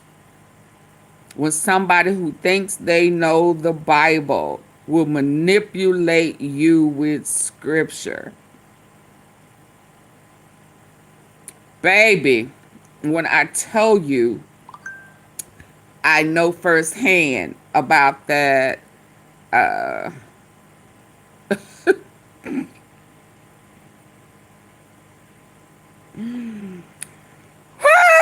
It ain't nothing like it, baby. Mm-mm. That's why I have zero tolerance for people who do not take ownership of their actions. I have a problem with narcissists who would come up with reasons to blame you, to make their problem become your problem. And when you don't want to deal with their problem anymore because they too busy finding excuses to blame somebody else for their problem, and they are trying to come up with new ways to put their problems on your back to make your problem, their problem, your problem, then when all else is done and you both are Christians, and some may be close to being having reverence in the family, they will abuse you with scripture and pray all type of hurtful and harmful things on you, as if God is gonna honor that. So I'm giggling on the cool because thank you, Lord, for getting me and whoever else who may have experienced it through that trauma. I'm looking at her with my eyes just like straight, because I totally understand. I mean, so much. I will give you one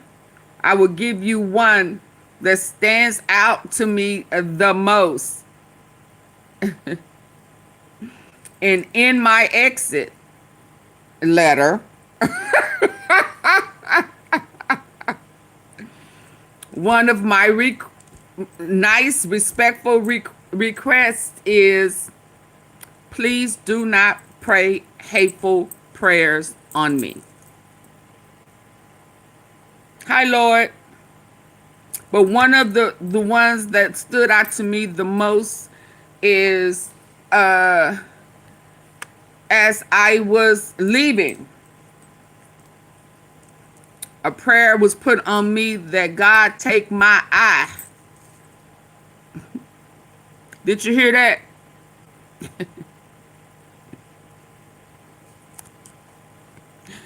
Did anybody hear that? Take my eye. I was told that it was better for her to enter into the kingdom. What did he say? Help her see. Take her eye, Lord, so she could see. He said that it is better for me to enter into the kingdom of heaven with one eye than not to be able to enter at all. And I think those type of hateful prayers, playing with God, will make a sane person say, enough. When you start going way over there just to have your way,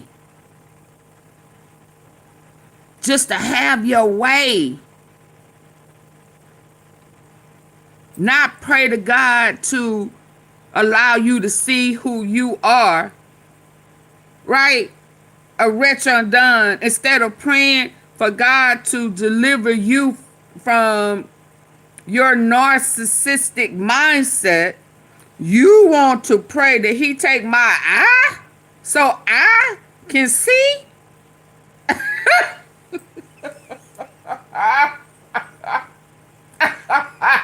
Baby, I'm gonna tell you, and I was my relationship with God at that time, personal relationship, was not long had taken off, and peace, yeah. And to experience that type of stuff, thank God I made it through. It was rough, I will tell you that. But that hate for prayers, manipulating God's word to deceive people, Yeah, I mean, if only y'all knew where wisdom comes from within me, you would be surprised. I could laugh about it now. But looking at it for the first time, it's like, wait, what? Wait, what? Yeah, people will deceive you, manipulate you, will put you in hell and them in heaven. They full of crap and you trying to do right. Lying, stealing, being deceitful, just just as wrong as two left feet. But everything they do is forgiven. But you on your way to hell. You a lie and the truth ain't in you. Let's carry on. You a lie and the truth ain't in you. I don't care who you are. Bible says no man stir up righteousness within his own self. And your heart ain't right. So, no, I ain't buying that.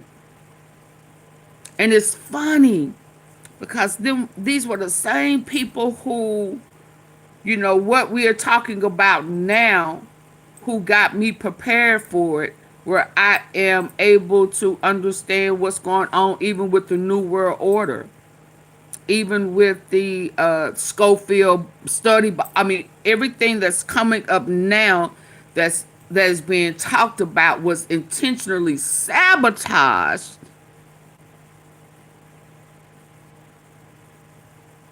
36 years.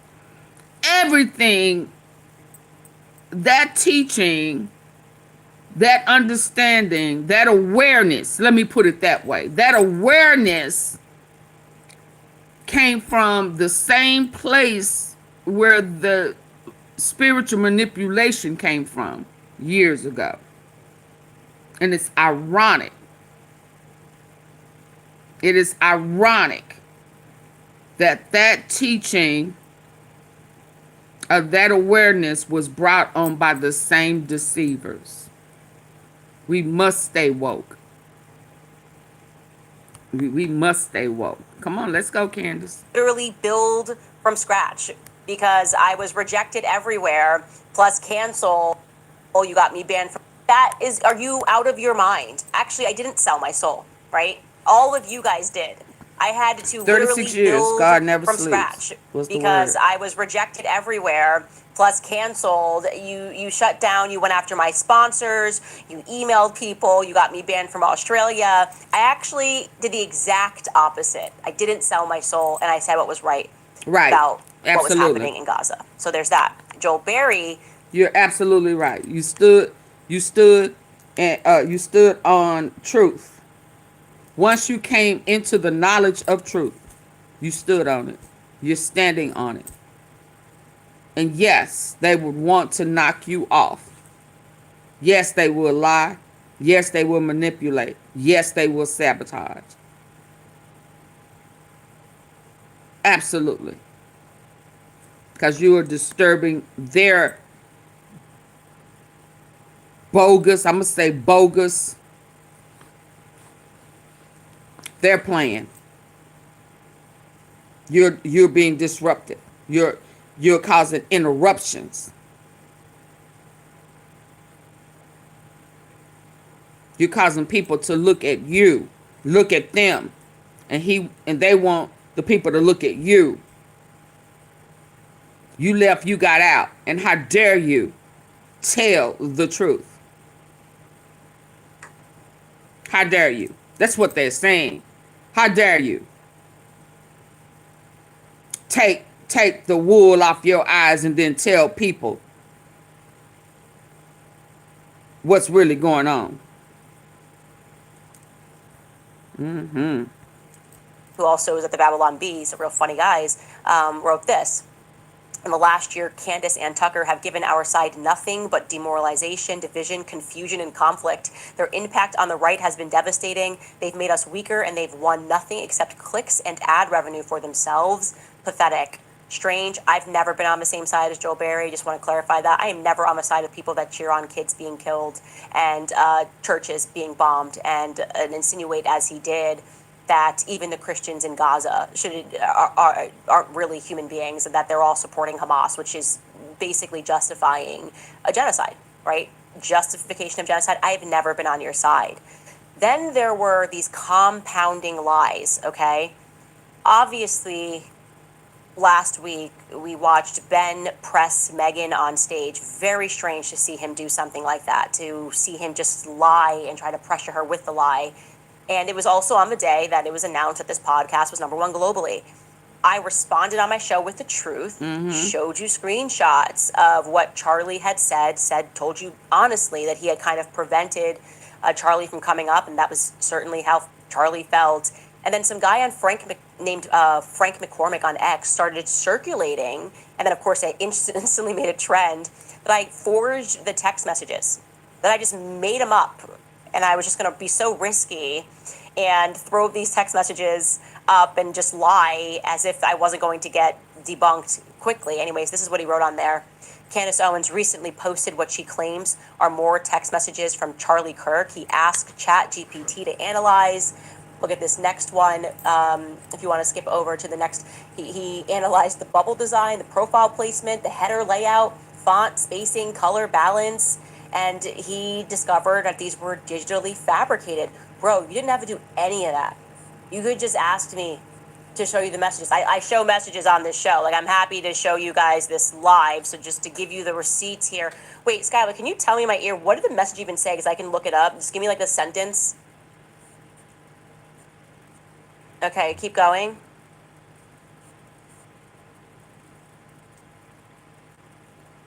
Receipts. Okay, hold on.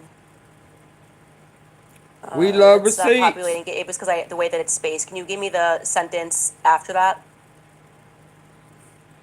There we go. That will work. We just have to treat him like noise. Are there typos in that? Here we go. I found it. There we go. A little bit of typos. Look at her. She pulling it Okay, up, here we ain't she? go, guys. Just to show you this, just looked it up on my phone. These are not made up text messages. You probably want to see the date here and see the time sliding. Hold on.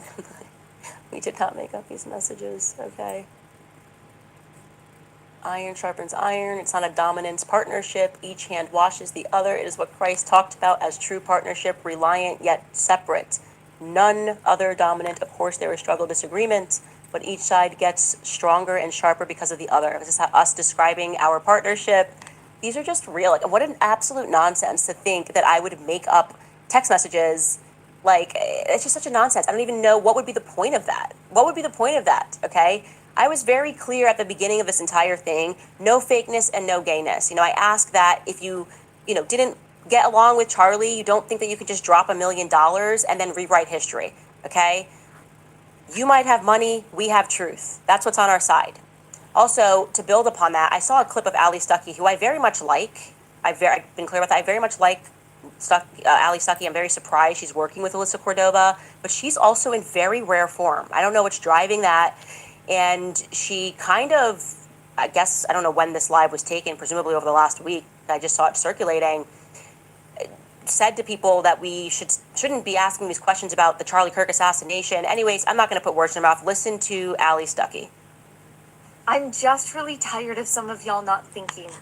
I really am. You say that you're seeking truth and asking questions, but you're actually just outsourcing your critical thinking and your question asking to someone else, and you're never really asking questions. You're never saying, does that make sense? Or what could be the other side of that story? Or what is the alternative explanation for that? Or are these two things actually connected by evidence? Or does it just sound compelling? This is not a Netflix series. It's not an Agatha Christie novel. You're not watching a whodunit movie. These are people's real lives. And if you were implicating a real person in a murder plot, you better be 100% sure that it is true and backed by hard evidence. Think. Turn on your brain. The thoughts we think and the words we say not only affect real people's lives, but they carry weight in eternity. We are responsible for these things. I'm going to take that seriously, but you should too. Look, y'all, I don't even want. I've just been wrestling with this so much over the past few weeks. I don't want the drama. I don't have the time and energy that it takes to go through to make all of these claims. First is incredible, but then to go through and debunk all of these claims, I don't have that time. I don't have that energy. I don't have that capacity. I don't. We're Maurice's, and we're here to give you Wow. styled They losing it, ain't they? What? Look, Allie, I just think she should take a break. Like, I genuinely didn't even know she was going through it like this. Like, I don't think we asked her for any assistance at all, actually. I did all the work, and people sent me stuff, and then we put together a timeline. And here's what I want to say, because you're saying it's real life. It was Charlie's real life, Allie. That was Charlie's real life when you saw him sitting there and he got shot. That was his real life. So I feel like that's the part you're missing, because you're so worried about the surrounding cast of characters who have been literally caught lying. They lied. That's why we're here, okay? We didn't just randomly pluck people up from obscurity, okay? These are people who said, he had blood on him. He's amazing. He was so amazing, but he walked away from Charlie as he was bleeding out. His real life. That was his real life, okay? He ain't had no blood on him. So that's what's on the line right here, is he's not here anymore. Maybe you're not worried about him, but I am. I'm actually worried, and I want to know what happened to Charlie Kirk, okay? And why I feel like you and so many Christian Zionists. Okay, so let me help you. She's worried because, I'm sorry, Candace, I caught you right there. I'm sorry. She's worried because she knows realistically that the people that she trusted and believed in took him out. And she's worried because she really don't want to believe that, but she knows in her heart of heart that Charlie was backdoored. And so what does that mean? So that means I can't trust none of these people. I mean, who? Okay, I know he's back. I mean, so that type of stuff is where her panic is. Yeah. Because now it's like, okay, so but who really? Surely not everybody. I mean, so the people that you still cool with and that you're talking to, you know, you really may be talking to the enemy. You just don't know. But you know in your heart of heart that it was an inside job. And that's why she's losing it. Because now she don't know who to trust.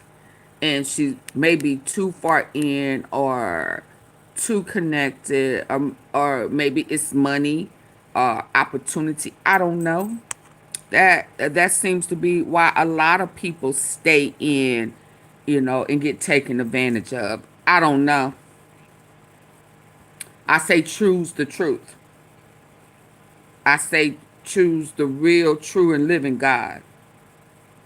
And forget all that other stuff. Yeah, it's good to have. I'm not lying. It's really good to have. It's really good to know that financially, but it's never going to be enough. So then you choose the financial part over God.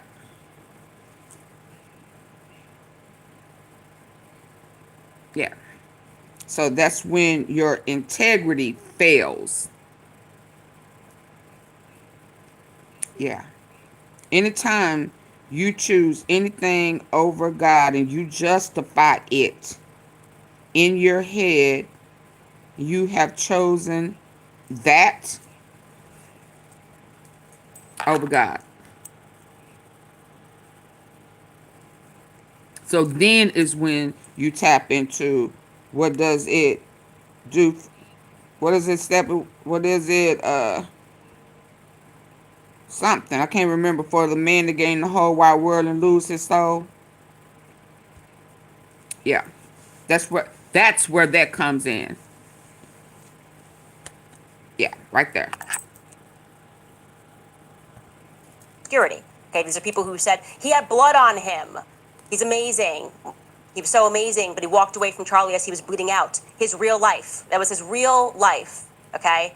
So that's what's on the line right here, is he's not here anymore. Maybe you're not worried about him, but I am. I'm actually worried, and I want to know what happened to Charlie Kirk, okay? And why I feel like you and so many Christian Zionists just kind of wanted to turn him into a ghost, like, you know, Charlie the friendly ghost, and are not interested at all. And if you're looking for real life Agatha Christie stuff, in real life, people's necks don't stop 30-06 bullets. In real life, that's all I'm saying. In real life, when you spend millions of dollars on security, on your security detail, they don't have you sitting like a sitting duck and forget to have an ambulance behind you. In real life, I worked for Turning Point USA, and I know what does not make sense in terms of the timeline of how this event came together. And in real life, if somebody suspects you in a murder for any reason whatsoever, and you can put something out publicly that will clarify a fact that isn't correct, if you say it's not correct, you would do that. You wouldn't hide. In 4 seconds, I would say, the reason why I was on the phone with so-and-so had nothing to do with anything. So people are following their instincts because they should, but I just want to remind you, because it bothers me, that that was Charlie's real life, okay? That was Charlie's real life, Allie. All right, move on for that. See, you're stressed out. I'm stressed out too, to be honest with you.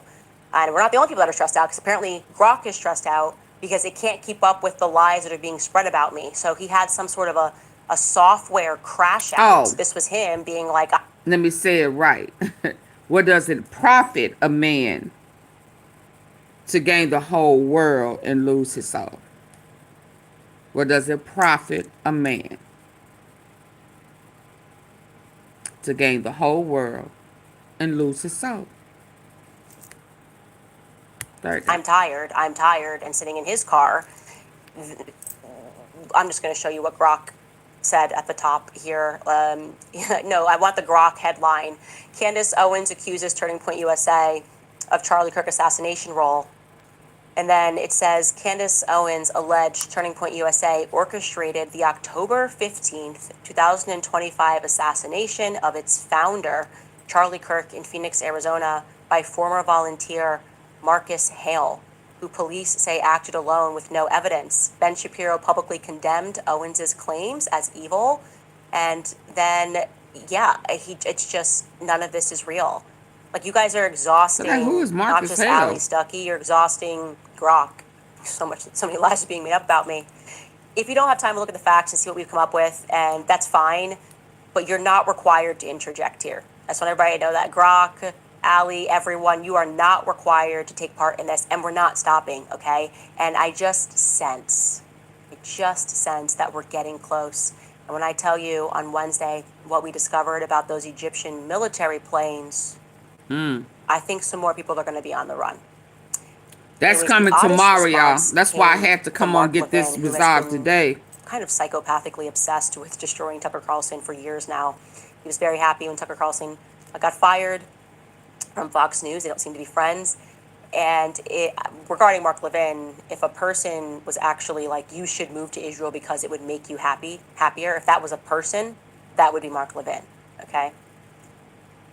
Turning Point USA, credit to them, said we are not canceling Tucker Carlson despite the peer pressure, despite them sending out every queen and pawn on the board to make that happen. They said he's still speaking, and not only is he speaking, but why don't you debate Mark Levin, debate Tucker Carlson on stage? And this is how Mark Levin responded. It's incredible, and I'm actually going to roll the whole thing. It's about 2.5 minutes, but I want you guys to listen to him. Your job. Okay, so before we go there, can I get at least 40 people to hit the like button? It's like 409 people in the building. That's what it's saying. But before we listen, can we just please take a little time, if you're on your phone device that you're holding, listening, just double tap it. Just like that.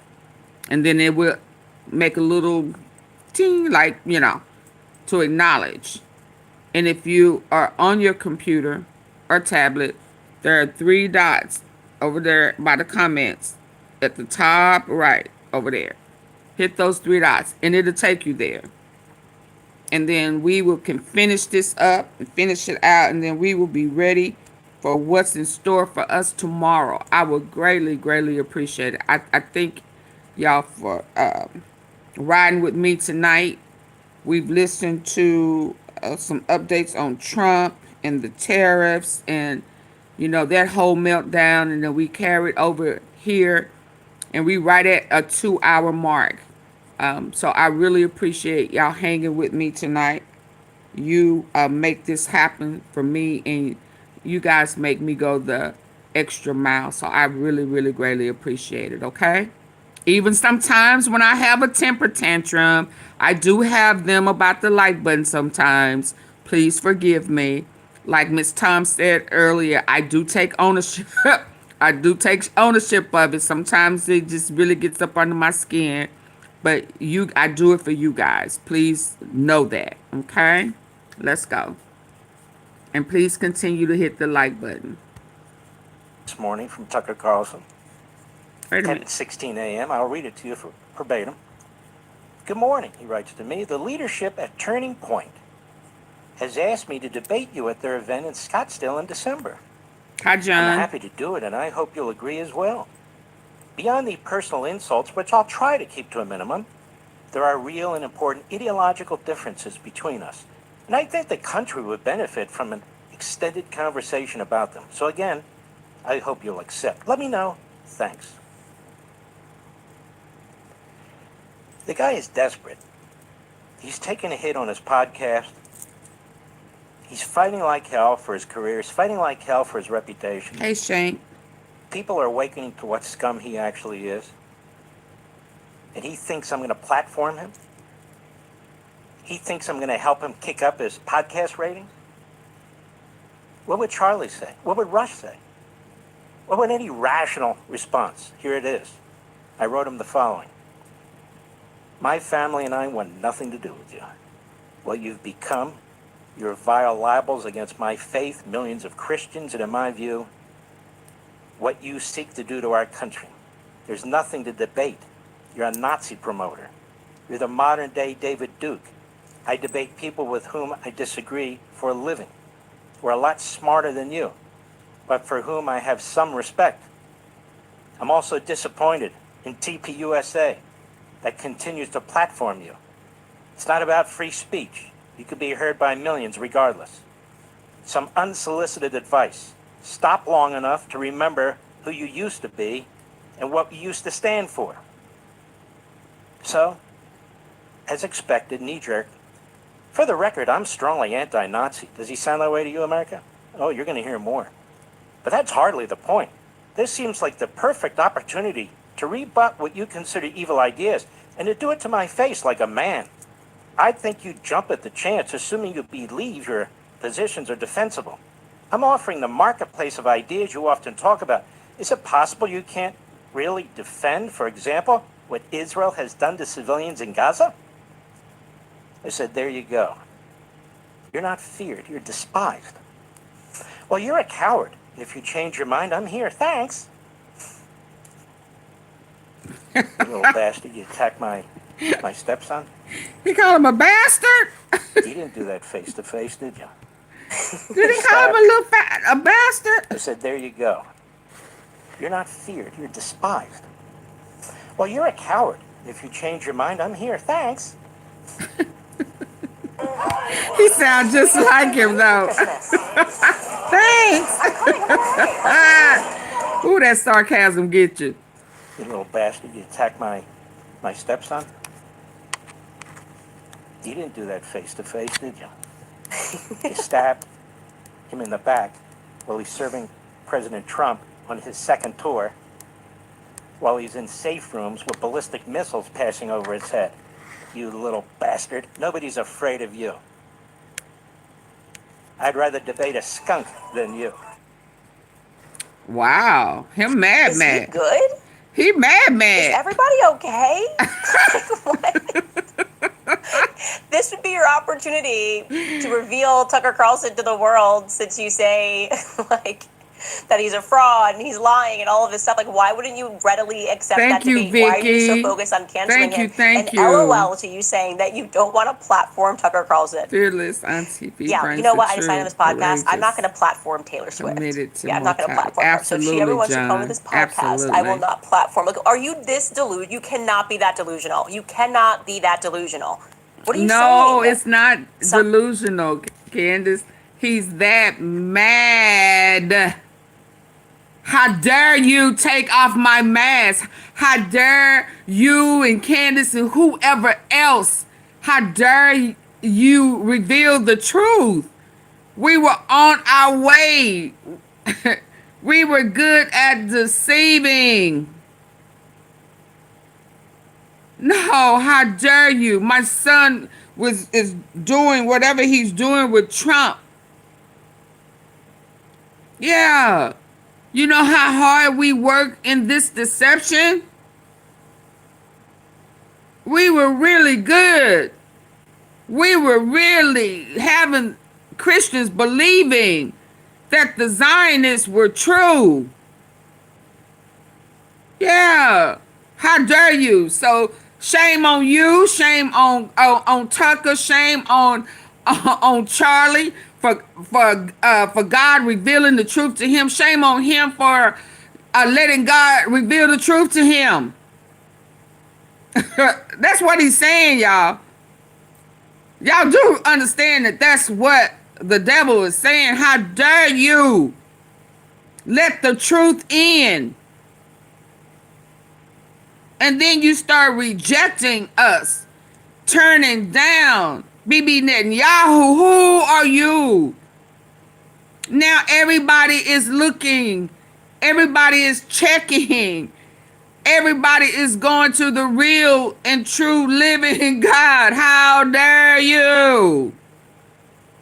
That's what's happening, y'all. And you have that AunTeaFee lady over there breaking down that this is not about brothers. Absolutely. Then she goes to digging at other underground in Israel and the trafficking and the PDF filers, and she is connecting dots and you connecting dots and people are researching. Absolutely. That's what it is. I need for you to go in deep with it. We laughing about it. Yeah. But that's what it is. Devil being exposed. Something is happening. I'm telling you guys, this is like a full Zionist crash out since Charlie died, and I just feel like they sense a very real threat. No, Candace. It's not since he died. No, ma'am. No, ma'am. No, because he was supposed to die the way they said it, and everybody was supposed to believe it and move on.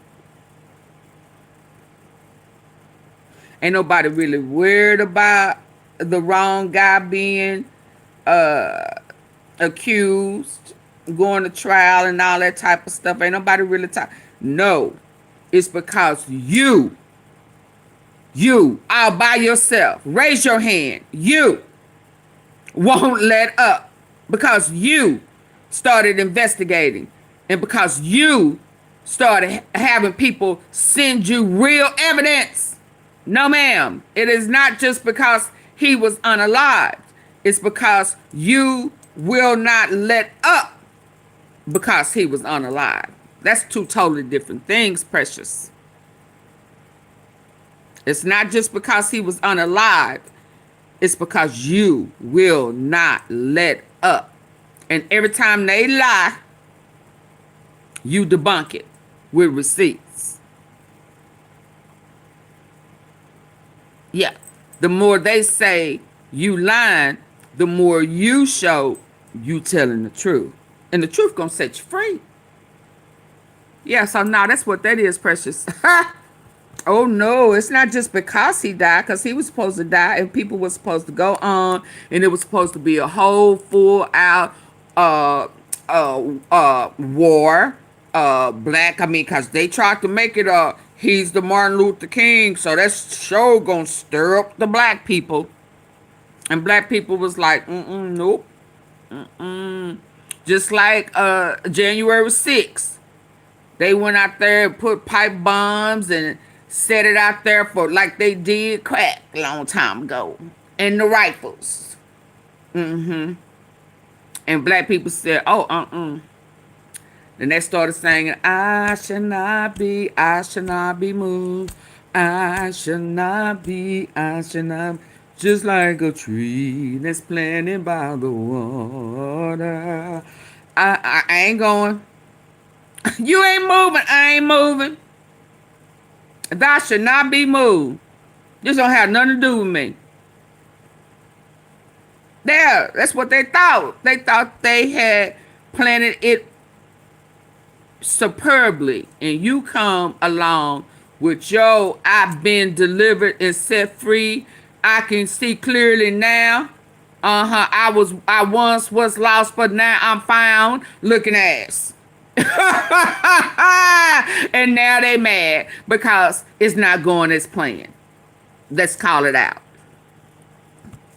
You cannot be that delusional. What are you saying? That was good at being Something full of is shit. happening. Absolutely, I'm telling you guys, Brian. this is like a full Zionist crash out since Charlie died, and I just feel like they sense a very real threat. Absolutely, to the John. little matrix that they established, and so much so that I'm actually proud to announce that I have finally caught the final Pokemon ball. I've long said that This in should terms make of the fun names I of get them, called in the y'all. media, I feel like I'm playing Pokemon. I just got to catch every single ball. When they try to cancel you, that's what they do. They call you all sorts of things. Anti-Semitic. I've been called a self-hating black person. I've been called a homophobe. I've been called a transphobe. I've been called crazy. I've been diagnosed as suffering from postpartum depression or postpartum psychosis, postpartum depression. Postpartum depression. And I didn't think there was anything left for me to grab, but it's here. It's final. I've now won the game. And they are calling me a cult leader. Yeah. So, because now I she's survived the all their cult leader. attacks and have focused my energy on what I wanted to build and not on who I wanted to destroy, they have decided that that's because I'm leading a cult. Now, when I think of a cult, I typically think of people who say like, oh, you're going to get into heaven if you defend Bibi Netanyahu, right? It says it right here in the Bible that if you don't unfollow Candace Owens, you won't go to heaven. That to me is cult language, promising people that their souls are somehow tied to following your instructions. I'm just trying to figure out who killed Charlie Kirk, okay? That's all. I want to know who killed my friend. Well, Carrie Smith, who is the host of the podcast Deprogrammed with Carrie Smith, says that she was formerly of a cult mindset, and so she's an expert on this, and she has now watched 10 episodes of this show. She watched the Charlie Kirk series, and she has determined that if you are interested in what I have to say and what I am uncovering about Charlie Kirk's assassination, then you at home are in a cult. Take it away, Carrie. Behind the scenes of the music festival, You want to know the truth. We need the pockets, we need the You're in the stretch cult. factor, we need steel toes. On If our you food. expose the cult, I do think it's a cult. if you think she expose the is- cult,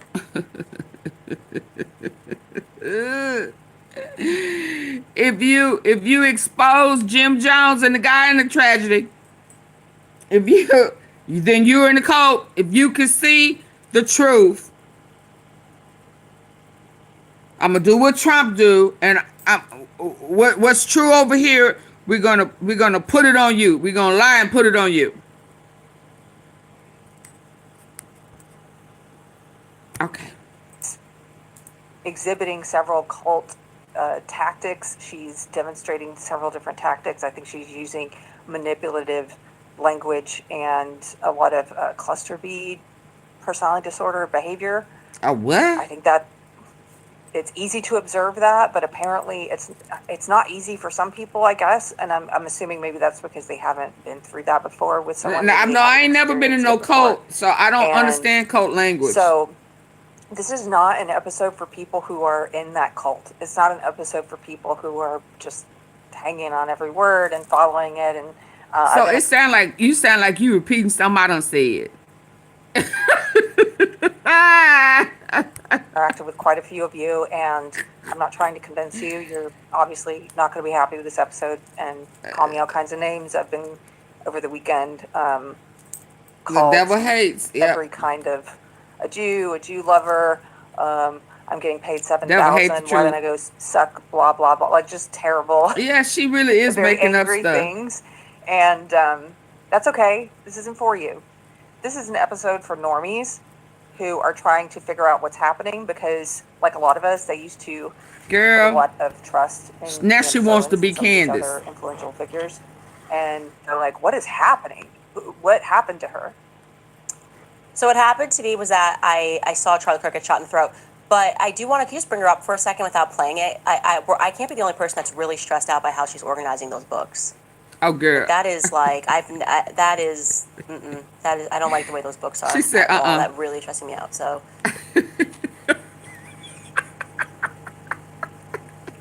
She said, "Forget what you're talking about, girl. What's going on with them books? What? And then is that Santa Claus up there? She said, is it? What is going on with you? Whew, she's lucky I'm not 9 months pregnant because this would not fly. I would be organizing that. Like, why the different levels? Anyways, she's queen of diagnosing this, I guess, cluster B personality. Now, what I will say is if you go back, any Fed operation, COVID, whenever you don't follow the federal narrative, if you don't listen to the government, they always diagnose you with Machiavellian, what do they call it? Like the dark triad traits, Machiavellian. Now, I don't think it's just a Fed thing. I'm going to say that. I think that's most people who are being, I think that's a narcissist thing. That they will try to diagnose you, man. I'm telling you, they'll say you crazy. They'll say they're not going to try to get you no help.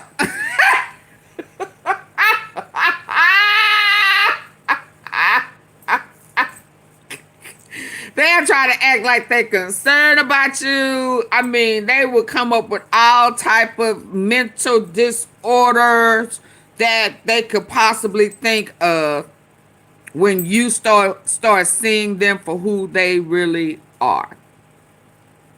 They will say that you are psycho, that you are paranoid, that you are, I mean, I can't think. Yes, they will. Everything really that's them. And then the thought of you exposing them, oh my God. Whoo, baby, it's something about being exposed. They will not have it. They will lie on you. They will try to sabotage you, alienate you, team up against you. Now, they can expose you, but how dare you?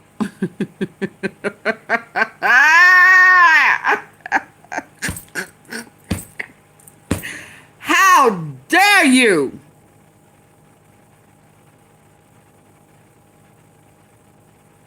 Give them a taste of their own medicine. This time, tell the truth. Oh, yeah, nah, I don't think that's just a Fed thing. I think that's a narcissist thing.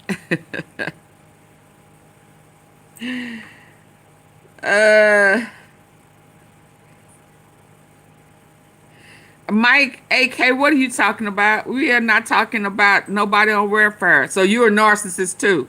So you mental. Yeah, you want me to talk about something else because I'm talking about you. See, they're going narcissists, y'all. A narcissist popped out and made it be about something else other than, I know you are, boo. You don't have to tell me. I know you are. I recognize them. I just kind of play dumb to their asses sometimes. But I dang sure recognize them.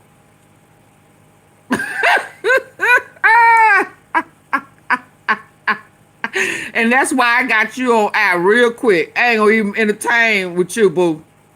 Yeah, no. Yeah, a narcissist popped out, y'all. Now, I know we knew that was coming. It was gonna be one or the other. Absolutely. Yeah, and hell, welfare don't have nothing to do with narcissism. Peekaboo. I see you. Absolutely. Yeah, that's what they do. Candace. Like, it's just not a Fed thing. It's a narcissist thing. They mental. They both mental. And you know, I ain't gonna try to put them in heaven or hell, but I don't know. Sometimes they try to act like they God. Sometimes they think they success. They really did it, and they don't like really giving credit to God. So I don't know about that. I'm gonna leave that alone. You don't follow the federal narrative, if you don't listen to the government, they always diagnose you with Machiavellian, what do they call it? Like the dark triad traits, Machiavellian, narcissistic, and they say that you're in a cult. If you don't wear a mask, save lives. They did the same exact stuff. You can go back, literally go back. This is their final stage of we're not getting people to behave and listen to us, so we're going to diagnose them. And she listed all of the reasons, the signs that I was in a cult. She's right. About 7 of them. One of them is forced teaming. She says that I use inclusive language like us, we will solve this. We're Maurice. We are. We're here to give you that styled feeling.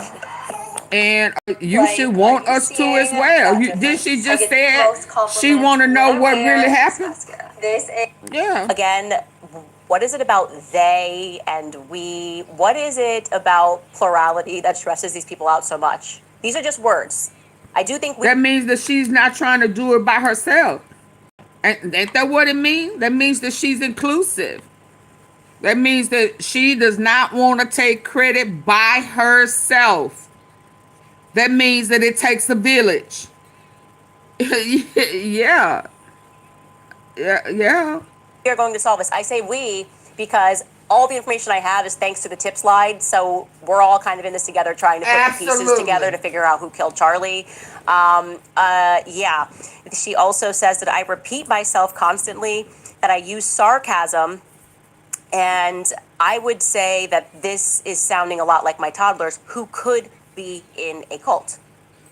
Now that I'm thinking about it, she might be right because they are laughing, they are sarcastic. They definitely have used terms like we and us when they address me and their father, and they repeat themselves the whole time. So stay tuned. And then my favorite part is that she says, like, we have a phrase, and it's if you don't know, no. It's like, we don't know, no, but we know. And she says that's somehow cult. I don't know. It's a part of the cult stuff.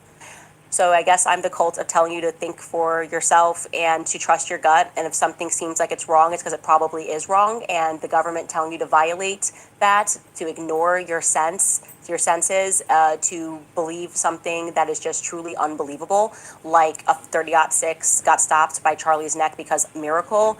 Yeah, trust yourself. That is kind of the goal here. Hold on, y'all. Okay, because we almost over. Stop. Hold up. So her big daddy, her papa, with the pull-up diaper. Don't he? Don't he use sarcasm? Didn't Charlie in how he debate? Didn't he not use sarcasm? I mean, some of Charlie's sarcasm. Woo. I mean, it was ugly.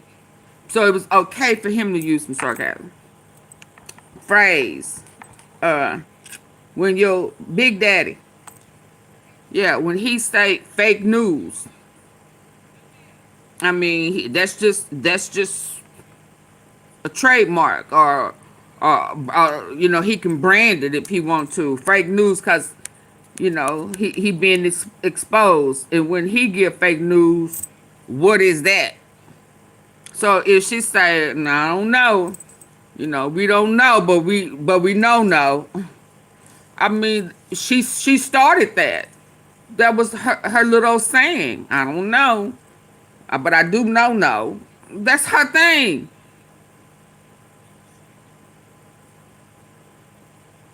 I mean, I'm sure I could come up with some catchy little things that I say that don't nobody say that may be said now. I mean, I have created several. So what that mean? It don't mean nothing. Exactly. It don't mean nothing. and the government telling you to violate that, to ignore your senses, to believe something that is just truly unbelievable, that's somehow cult. I don't know. It's a part of the cult stuff. So I guess I'm the cult of telling you to think for yourself and to trust your gut. And if something seems like it's wrong, it's because it probably is wrong. Absolutely. And the government telling you to violate And, that. and to she's ignore not the first person who's told people that. Follow your gut. I mean, I hope everybody, mama, daddy, and sister, brother, have told you to follow your gut. You know, follow your first mind. Same thing. What did she say? your senses, to believe something that is just truly unbelievable, like a 30-06 got stopped by Charlie's neck because miracle. Yeah, trust yourself. That is kind of the goal. Because he's a martyr with a neck made of steel. His bones were a duplicate of steel. You could stop a speeding bullet. And that's some Superman, cartoon character type of martyr, larger than life. Yeah, I mean, so his neck, ain't that, see you in Betrayal or whatever that crazy man said to him? I mean, don't that go along with, he has a neck made of steel. He is the 2025 bionic neck man. I mean, come on now. What are we doing? I mean, he bionic, right? I mean, so really, now if his neck caught the bullet, hell, is he still alive? I mean, since his neck is made of steel. Oh, I wasn't supposed to say that. I mean, hell, that's one I say. That's something I say all the time that people don't say. Right there. Oh, I wasn't supposed to say that.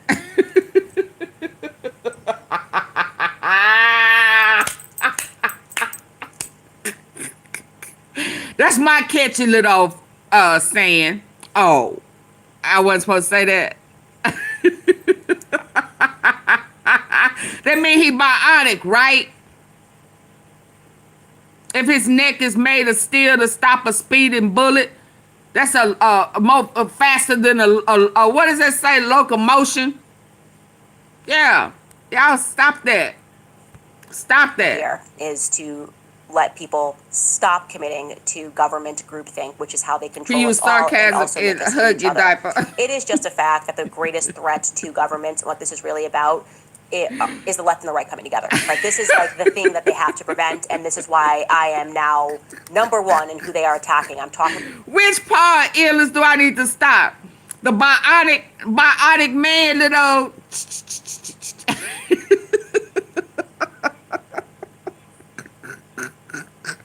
Did he used to have a little noise? I mean, when he was turning from normal to bionic.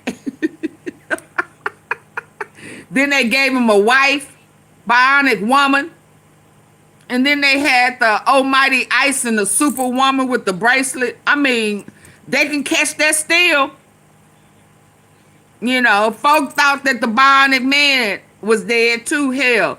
And he came back and had these super damn powers. Now I'm wondering, is he really dead? I mean, wasn't no blood on nobody. Yeah, wasn't none. There wasn't none on that white shirt. I don't know how they did that. That was a miracle. Along with that bionic neck. About the military-industrial complex, which has been ruling our nation for a very long time.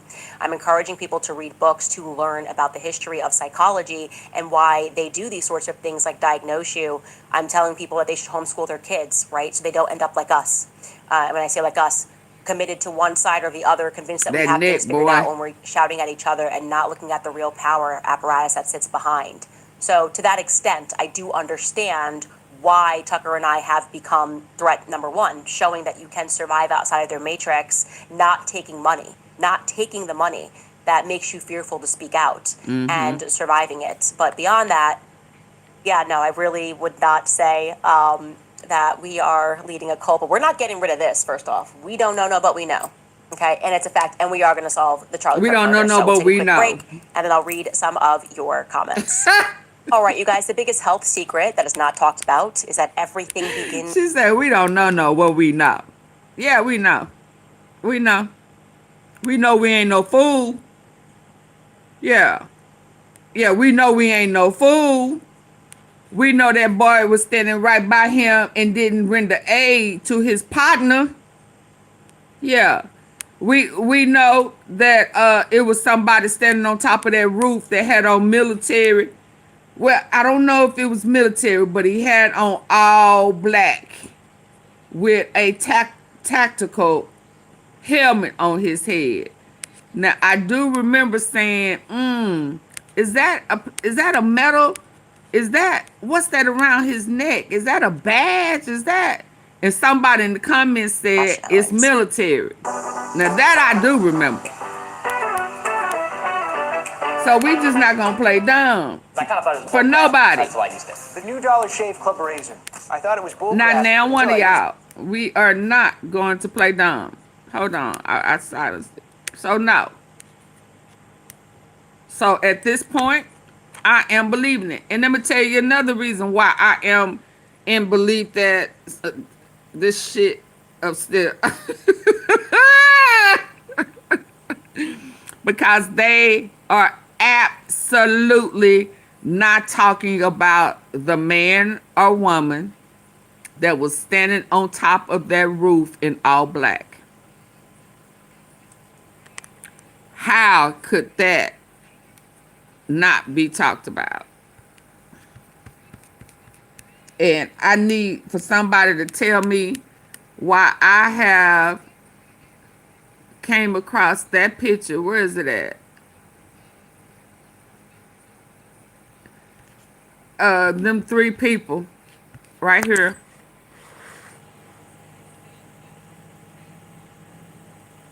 They look like they high. I ain't gonna lie. I mean, the sky right there. Oh, y'all can't see. Hold on. I don't know if they on the roof, but they close to the sky. Hold on. That sky right there. It ain't way over there. It's right there. There go that boy with that veteran shirt on. There go the man standing next to him that was standing next to Charlie. Ain't that the gun he was supposedly had? That it was his pawpaw's gun or whatever. And ain't that a military man right there?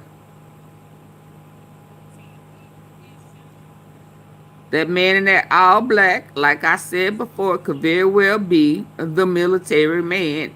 Could very well be the man in that all black. Now, why are they together? Is the question. Why are they together? Okay, so it's a different gun. Why are they together?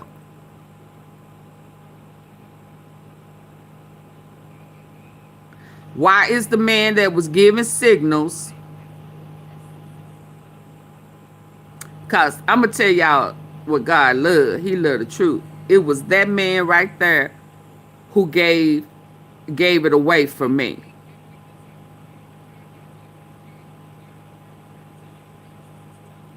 It was that man right there. His signals stopped me. I couldn't go past it that day. I couldn't go past it. I stayed on replay.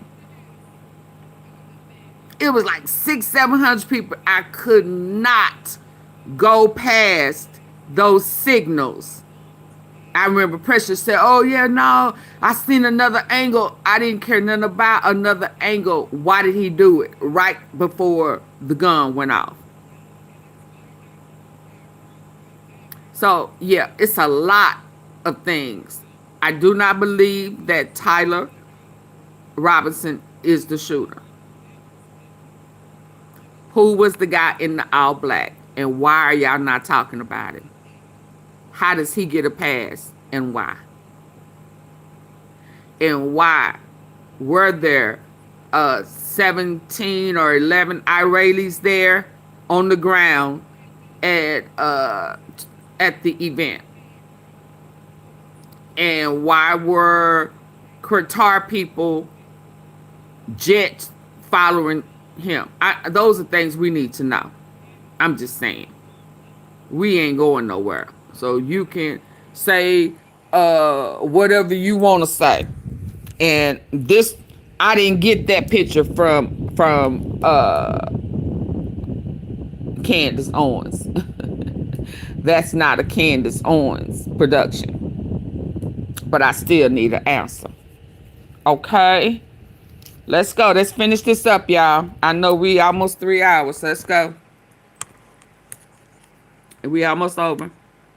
Comment from Friday's episode. Think before Those you type. hand signals are Ben military Shapiro ones. was all for Candace Exactly. Owens keeping it real with the black community until she started keeping it real with Israel.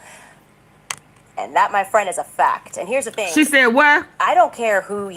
What you say? She said it was a fact.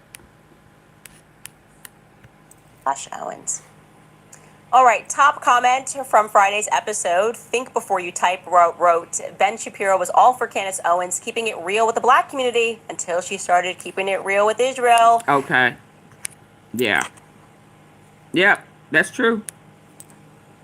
And that, my friend, is a fact. And here's the thing. I don't care who you are. I'm an equal opportunity offender. If you're being stupid and what you're saying doesn't make sense, I'm going to call it out. Whether you're right, going to protect you. Being a woman's not going to protect you. Being black, being Jewish, none of it's just not going to work if you're going to use identity politics. Those hand and right signals now, are it's just the case that one-man Zionists shooter. are being a little cray-cray. Oh, A wow. lot of cray-cray. Very cray-cray and kind of dangerous.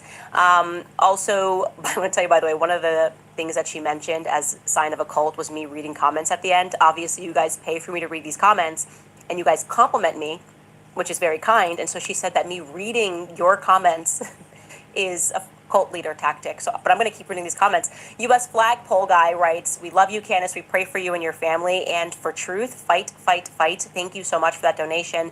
Stephanie writes, "Charlie knew that you would have the strength of iron against their fighting words. When the battleground was set, you are a truly armor bearer. Be my David." Yeah, they've cited that as well. And I was like, I just shared Charlie's messages and he knew he was going to die. And that is actually, in retrospect, incredibly compelling. And I wish I had, I guess there's nothing else there's nothing I could have done. If there's really nothing I could have done. There's nothing she could have done. Zamet writes, Candace, #1 worldwide. Secret sauce. She speaks to us, not at us. Yeah, we're just trying to figure out what's going on. And we know that what they're telling us is going on is definitely not what's going on. And my requirement's pretty easy. Are you interested? They're asking you to be an idiot. Just be an idiot. It's just this narrative. Just accept what they say. It's just, I've never seen any situation where they didn't present a shred of proof for their narrative. Not a shred of proof. They won't show us a clear picture of Tyler Robinson on that day, despite all the cameras. That would do a lot. If they just dropped one clear image, right? We would be like, oh, at least he was on campus. Like, at least we can get there. Nothing. They're just like, trust us 1,000%, and we're going to make... Because they know we're going to eat it. We are going to eat up every lie. We are going to eat that lie up. That's why it's like, no. Don't say nothing. It'll go away.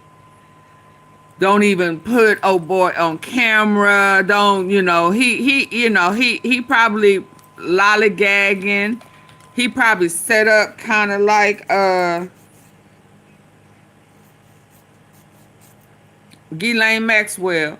He playing with his dog.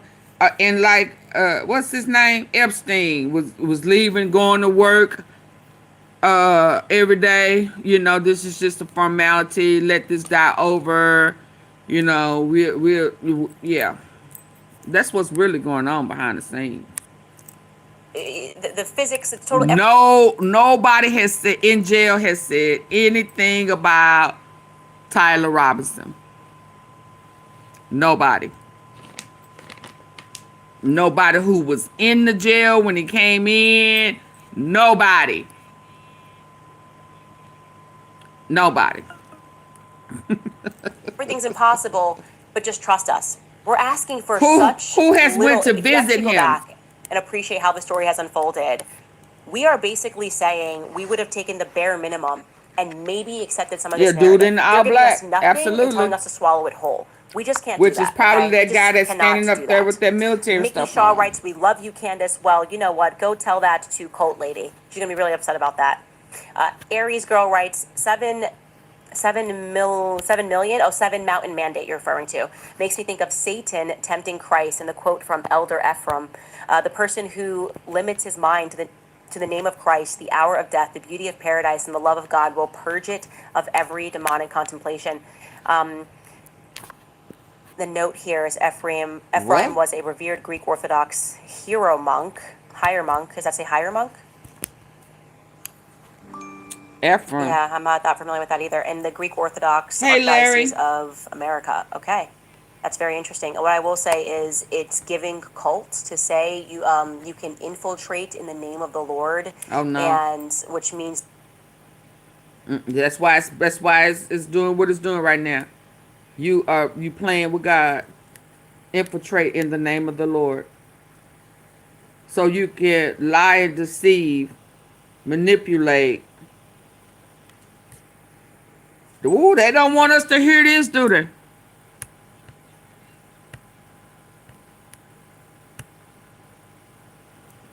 Where's my other device? See how they play? They must don't know who I am. You must not know by me. You must not know by me. I got another device, baby. Let me cut it on. They don't want us to hear for real.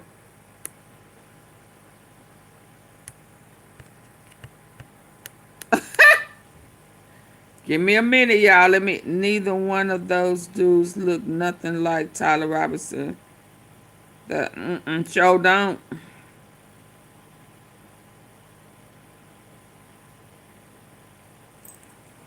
Using the word of God is evil. Don't use his name in vain. Yep. Now they playing. I need to hear what she about to say. I'm waiting for this device to cut on.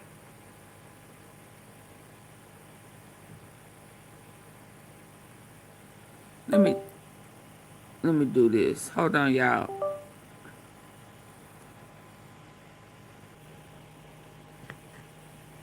No, that didn't work this time. Hold on, let me get this device.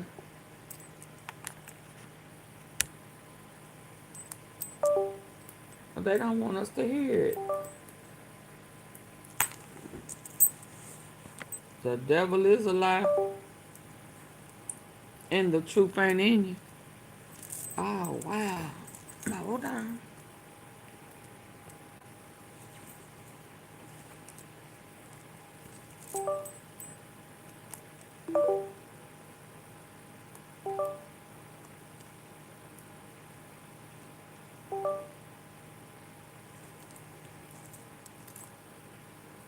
I need a new computer.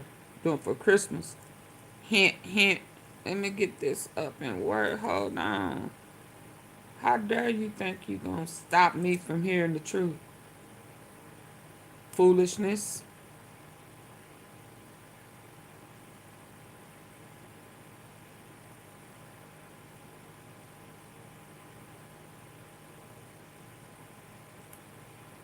I'm almost there.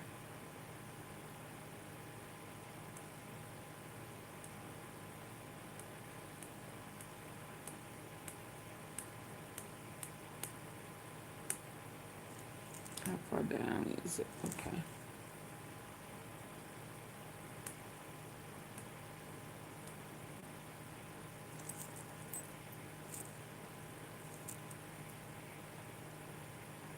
in campus, Capitol Police campus security. She lives in Alexandria, Virginia. She is apparently now under the watch of law enforcement officers because the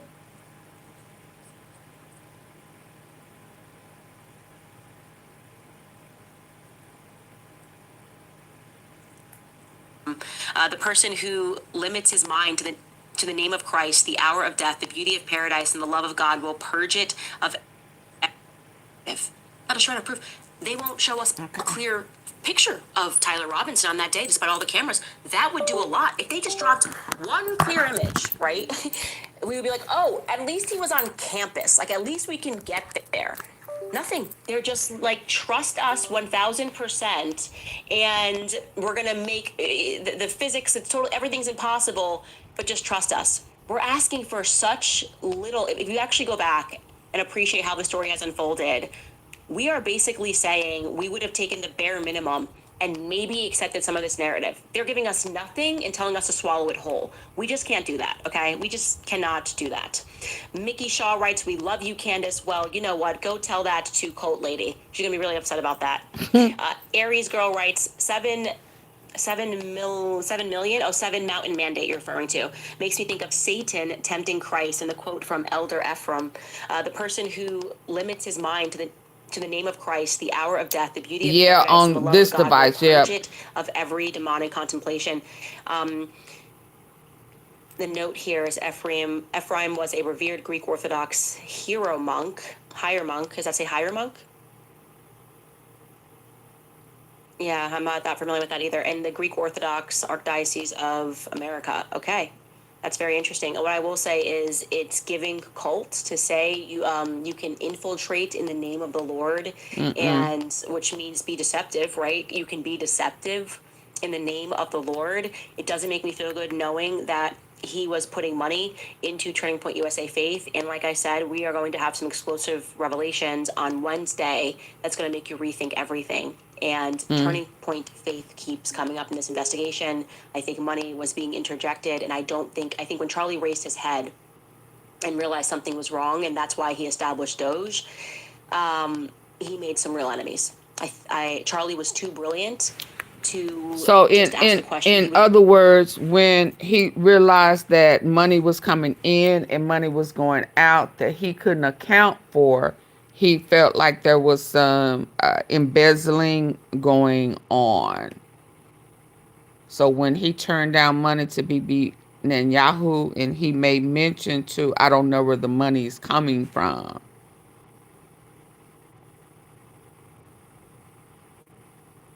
So somebody was using money, funneling money, doing some money shuffling, and he didn't know about it.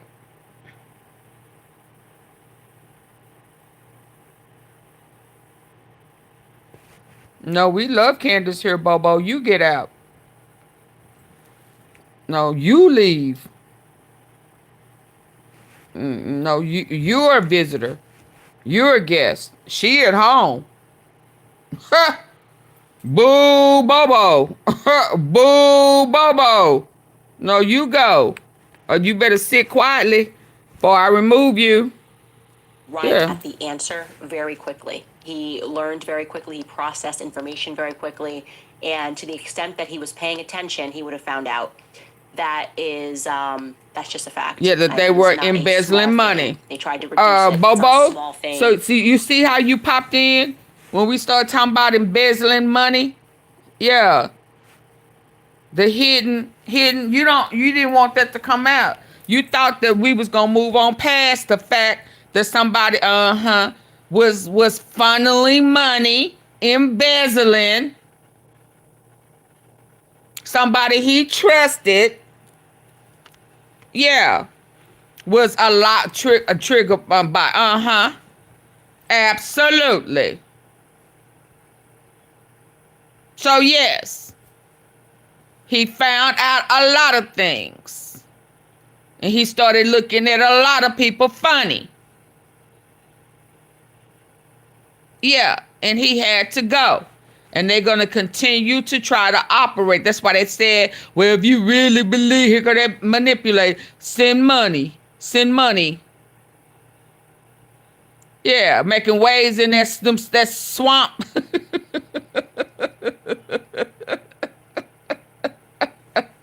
Yeah, we still gonna talk about it. Every time they pull this stunt, it's gonna make me go in even harder on my repeat. Yes, he was about to expose the embezzling. Isn't that what happened to Epstein? He was about to expose Trump was embezzling, moving money from here and there. That's how he was able to outbid him on that property. Yeah, you better leave your bots up out of here, boo-boo. Because once I see it, I'm going to go in. I'm going to connect the dots. Yeah, there's a pattern.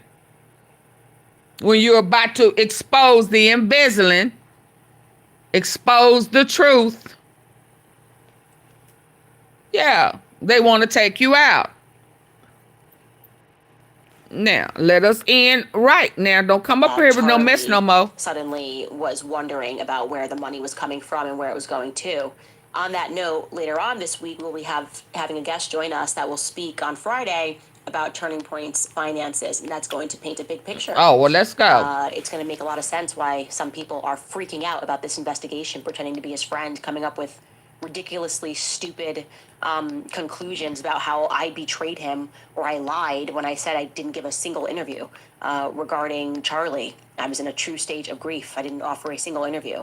Well, Alex Clark figured out, she rumbled to me, that I spoke to CNN I had already scheduled CNN for my book promo, and we kept the interview on September 27th. They worried about the wrong thing. She lied. She spoke to CNN.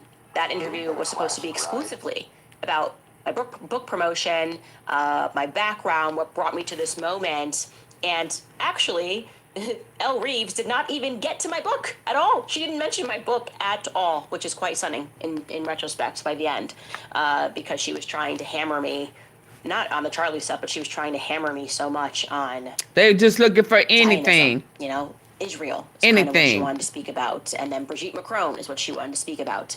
Anyways, speaking of this book, I loved seeing this online, Make Him a Sandwich. Somebody in Serbia got the book, and her husband fake signed it. He forged my signature. And he wrote to her, I can't read her name, Dear Kiki, please make me a sandwich, and I can't read that, something, and then he signs it himself. He signs it XOXO Candace. I love this idea of men fake signing my book to try to get their wives to do stuff, so I had to pull that out. That's all the way from Belgrade, Serbia. I reached out to her, and we're now going to send her a free signed copy because it made me giggle so much this morning. And if you guys would like to get your copy, you can go to makehimasandwich.com. This book is doing fantastic, and we're really excited about that. So, yeah. What else do I have for you guys? Thank you for supporting me. Twitter is crazy. X is crazy. I don't know why, but there's a Zionist picture that is emerging in the story. It's a faith picture. Be wary of the... Y'all listen. That's all we got tonight. It's 529 people in here at the very end. Shout out to y'all. They left that quick.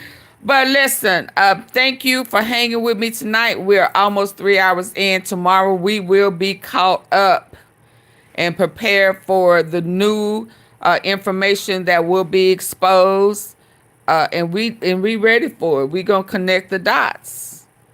We're gonna connect the dots. And what did it? We ain't going nowhere. We ain't backing down for some lies. Are you crazy, devil? We are not running from lies. We want the truth. Y'all, I'm saying y'all, I'm talking about y'all, the people who was trying to force Charlie down our throat when it first happened, when we was like, wait, what? What? Why we, the flag way down? Wait, what? Yeah, y'all forced him down our throat. Now the truth is coming out, and we here for it. We want justice. Period. Because if you can do it to him, and he was down for the cause. Shit, he was down for the cause. Yeah, he was getting $1 million donations up until the truth. And once he started spewing the truth, the millions said, "Blue, give me that. Give me that." No more meal? No. Absolutely not. Oh, so you was only paying me to lie. You was only wanting me to spew lies. They only wanted Candace when she was going against black people. Oh my God, imagine when you thought they was your friend. But it ain't no different than some of us in real life, Candace. When we thought people were our friends or family and they betrayed and lied, or they had an ulterior motive, or they wanted your idea, or they wanted to get into your head to see what you had in there and to take your idea and run with. Same thing. Same thing. So, I mean, we ain't looking at you no different for that. There was a learning experience and you did well. Your rebound from that experience has been remarkable. You didn't let it defeat you. You are rising victorious. You are number one, young lady. And they mad about it. And you got there by telling the truth. Isn't that amazing? Look at God. Won't he do it? Won't he do it? She got to number one. She surpassed all of them by standing on truth.